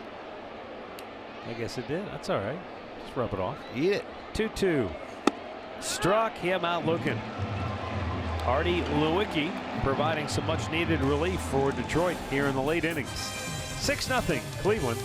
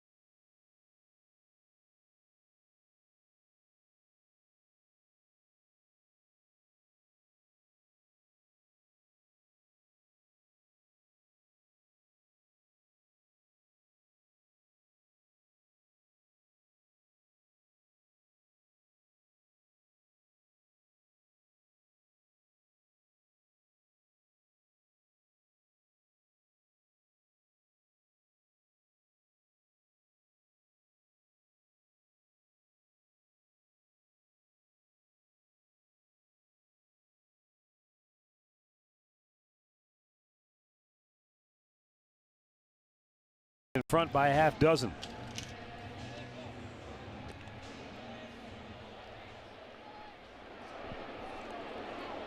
Mikey Matuk, Grayson Greiner, Jose Iglesias due for Detroit.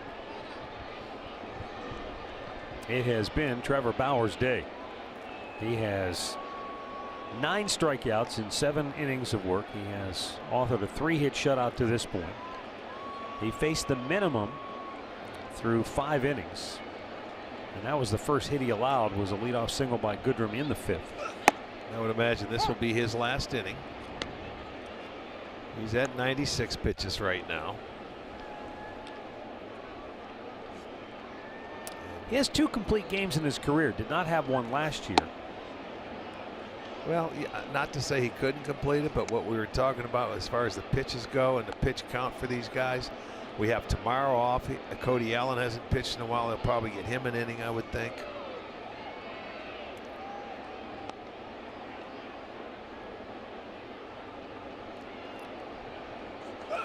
Swinging a foul by Matuk. He's 0 for 2, struck out his last time up.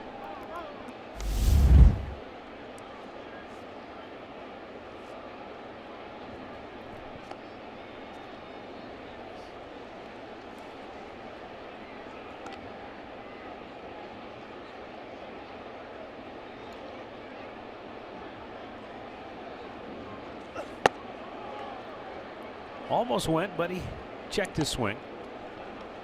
Cardinals lead the Twins 4-2. They're in the 6th now at Target Field in Minneapolis. A lot of day baseball today, huh? Yeah, sure is. Especially in the American League. Line drive and a base hit.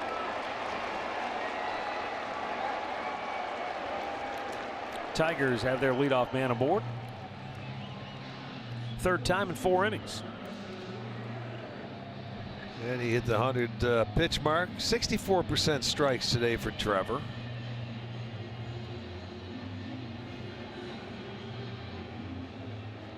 Well, let's see if he can get himself another double play ball. He has one this afternoon.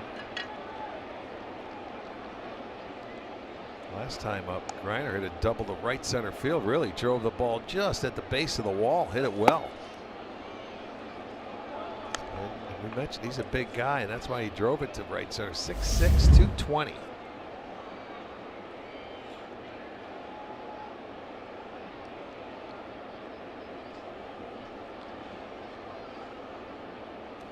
You wonder how a guy 6'6" can be a catcher, don't you? I know, as big as he is, you know, you like that target down, man. That's a man 6'6". He's got to keep that target low. Well, they used to have one here. Bill Freehand was a big guy, a big dude to catch. But then again, there were a lot of big catchers back in those days.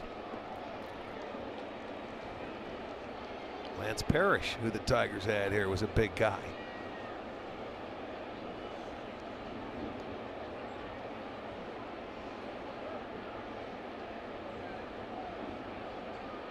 The 0-2 pitch swung Yes, on he and did. missed.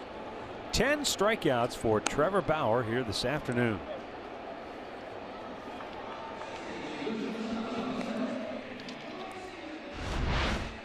Tight slider here off the plate, gets the check, and he did go.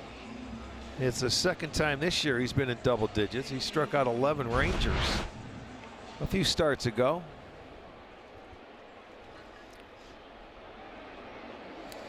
Yeah, that's his season high. Career high. He struck out 14 Oakland A's last year on May 30th.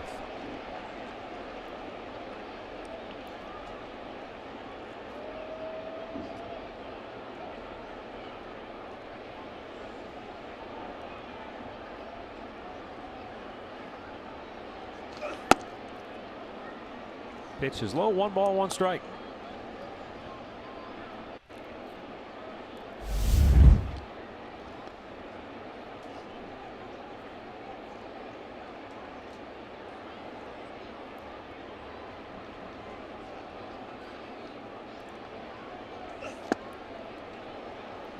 And Bauer with a good off-speed pitch, low and away, 1-2.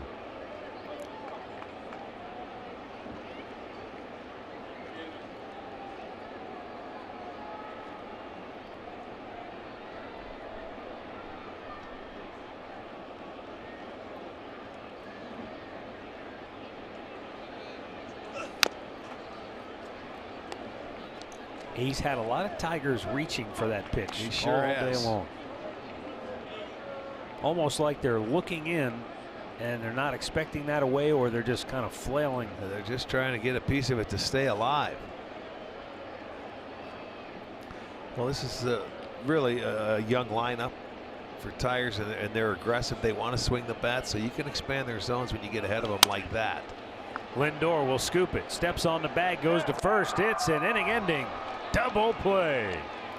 8 shutout innings for Trevor Bauer. And the Indians will go to the 9th, up 6-0.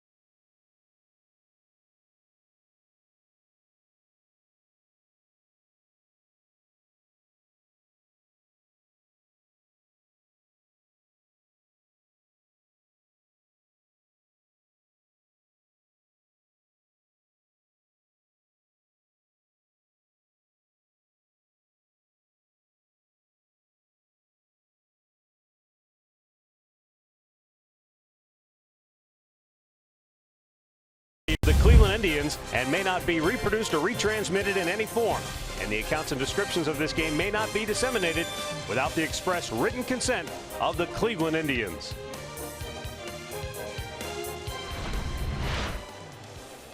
Ninth inning here in Detroit. Roberto Perez will lead off for the Indians.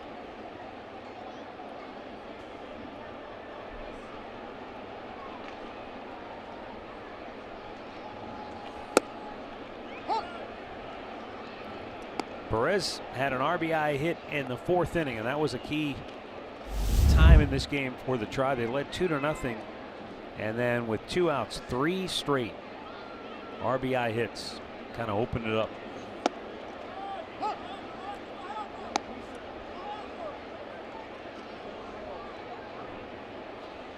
Lewicki, he's come in and done a really nice job since he's been in this ball game to settle everything down, giving up a hit. Big chopper to short. 1 away. Let's recap our storylines brought to you by Ford, shall we? 2 hits today with a runner in scoring position, 2 of them both with 2 outs in that 4th inning. And Bauer truly performing as a stopper here today. 8 shutout innings. Dynamite. Still looks like he's got his game face on. I think somebody's throwing. Yeah, it looks like Cody's throwing in that bullpen. Yeah, I would assume his day is over. I would think so. I would think so. Does not appear as though he's been given the word, though, does it? It didn't look like it.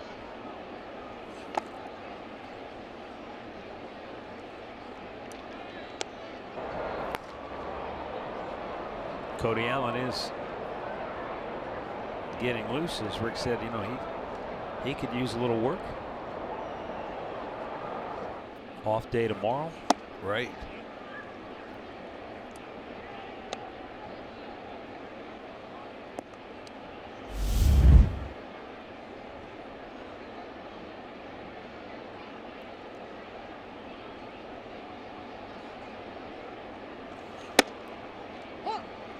Taken all the way, it's 3-1.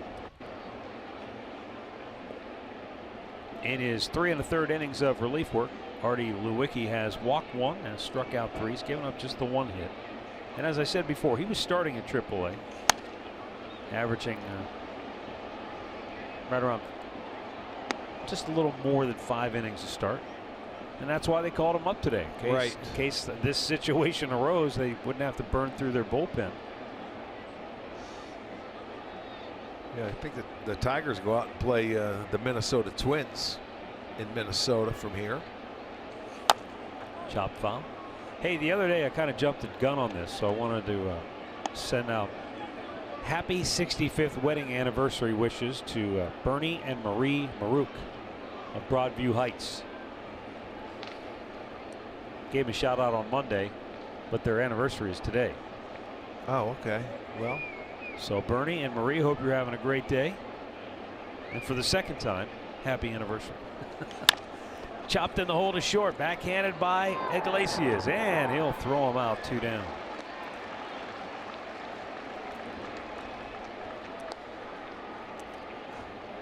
made a mistake here. Detroit goes to Seattle for 4 and then Minnesota. So they're going out to the West Coast.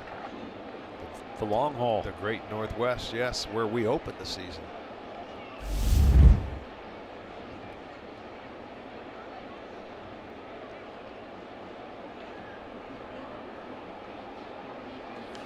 Michael Brantley with a line drive single into left field. That's his 3rd hit today. And another 3 for 5 outing for Michael Brantley. Well, he just stays, he gets the fastball, stayed on it, put a nice short compact swing to it. And his multi-hit games continue. And Allen's going to run for Brantley now here in the 9th.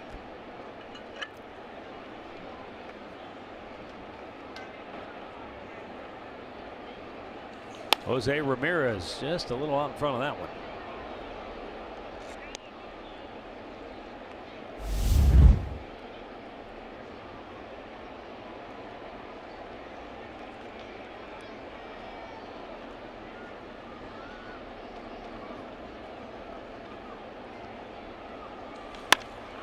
And there's a base hit in the right field for Ramirez. Of course, he had to get a hit here today. This guy's been on a really good roll offensively of late. Could have had a hit in his first at bat where the pitcher knocked it down and then threw it wildly at first, but they gave him an error. But he finally gets one, you know, and that's what he wanted. After Brantley gets a base hit, you get that extra chance. You don't want to give an at bat away. You want a base hit, and that's going to give Lindor a chance. So with 2 Hosey's outs. 5th hit in this series. He had 2 doubles and a homer in the first couple of games. And now Francisco Lindor 1 for 3.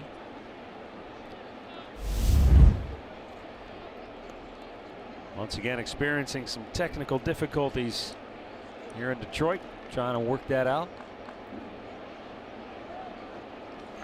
Up and in, he missed, ball 1. Lindor had his 27th run batted in on the year in the first inning.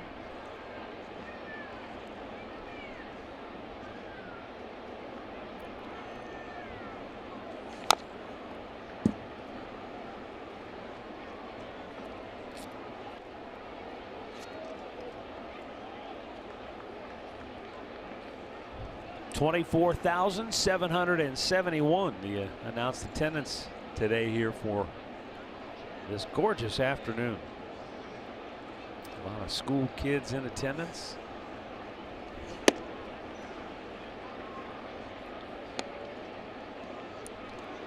And as the late afternoon sun descends on Comerica Park, some folks looking for some cover.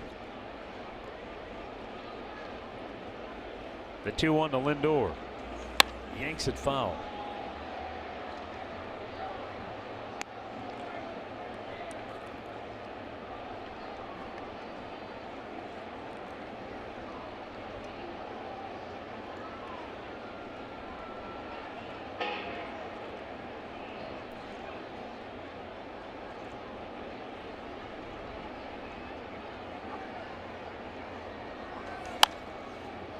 And this was going to find its way back into the seats.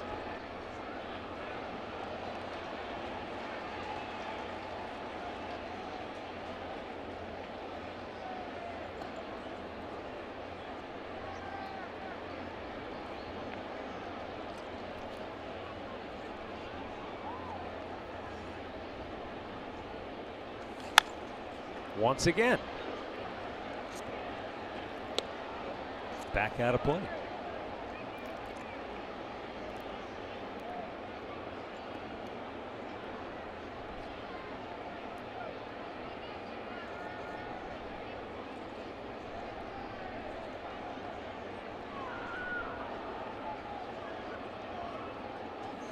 Swung on and missed.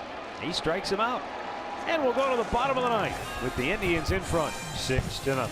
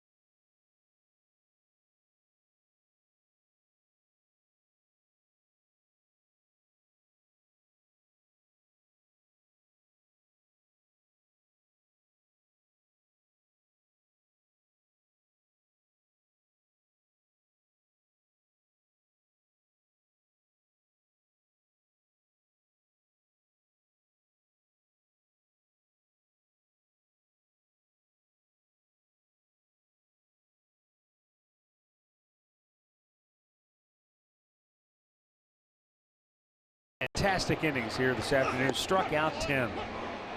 Yeah, allowed only 4 hits, mixed in an array of breaking balls to go with his fastball, and really in total control. He had a couple of double plays turned this afternoon. So it was a very good outing for Trevor, no question. No walks. He was in command.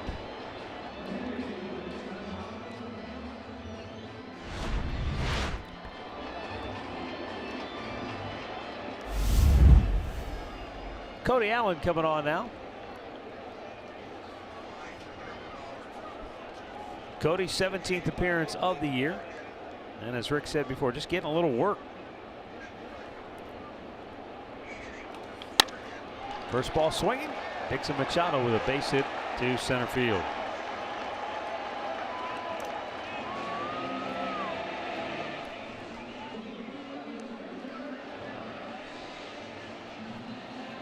Greg Allen stays in the game in center field. Rajai Davis moves to left.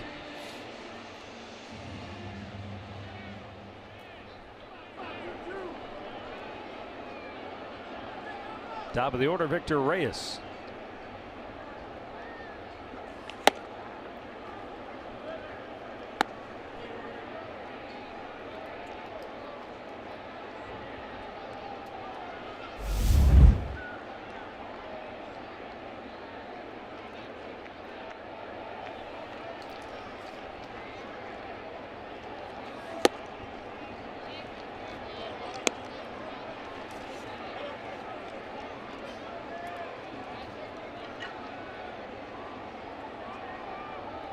For Cody, it's been 4 days now, last time he has pitched.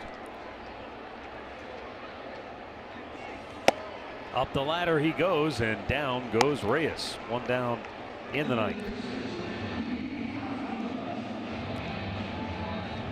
We'll bring up Pete Cosmo, who is 0 for 3 and has struck out twice.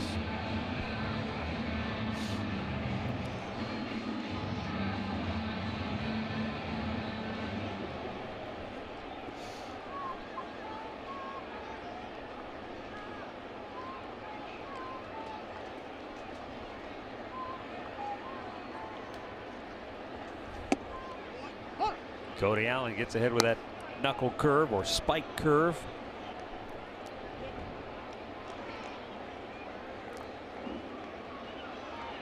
Talk about being aggressive, attacking, throwing strikes. He's 5 for 5.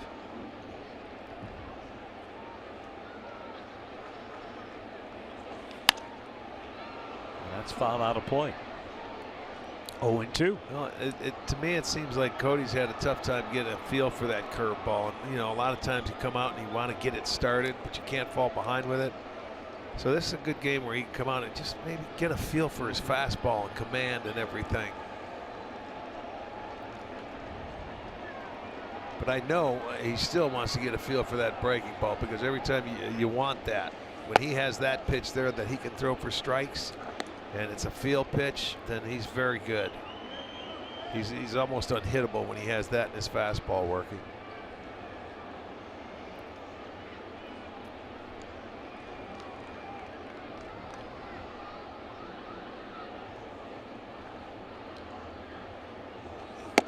Up and away with a heater, 2-2.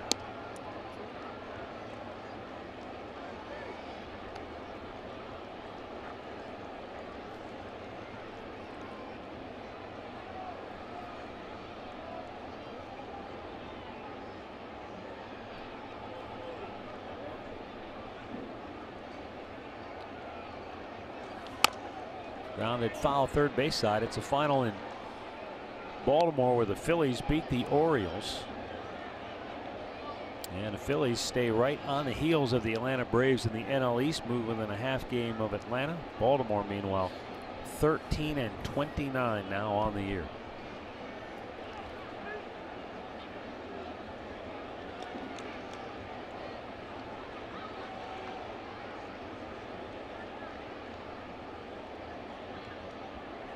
Cody Allen with the 2-2. And a foul off the mask. That one got a big chunk of Roberto. I don't know if it was the mask or somewhere else, but I think he felt that one. Ooh. Oh, Right shoulder. in the shoulder. Oh, man. Yeah, it was a thud. And he's giving him a little extra time right there. That one's probably going to stay with you for a while. That's a stinger. Trying not to let anyone see how much that hurts, but boy, folks, he is in a lot of pain right now.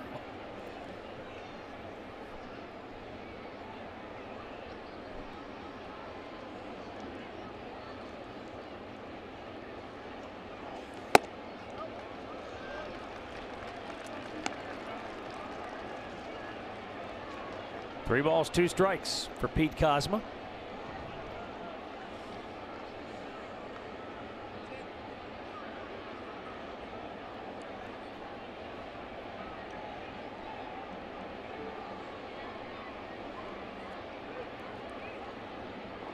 Swung on and missed. He struck him out, and there are two down.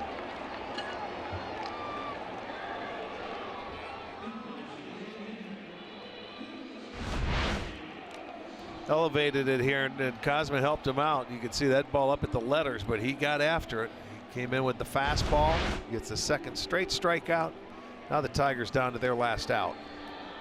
Nick Castellanos is 0 for 3, has struck out twice.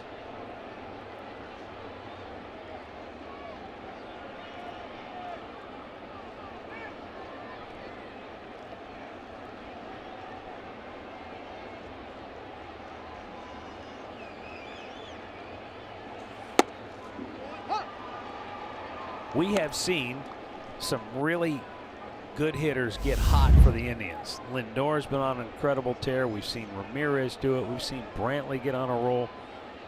Kipnis a couple years ago, that month of May he had was unbelievable. Nick Castellanos had a pretty good tear in April. He had 3 consecutive 3-hit games.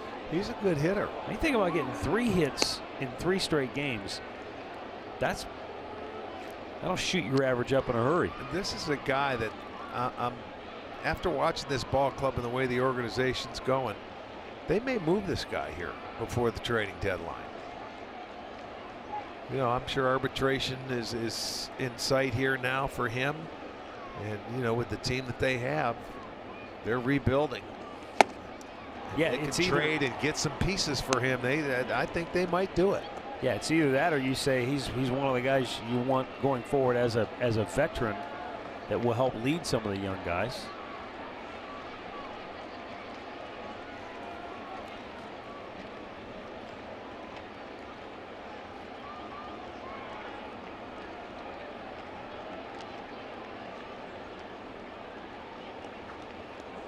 Upstairs.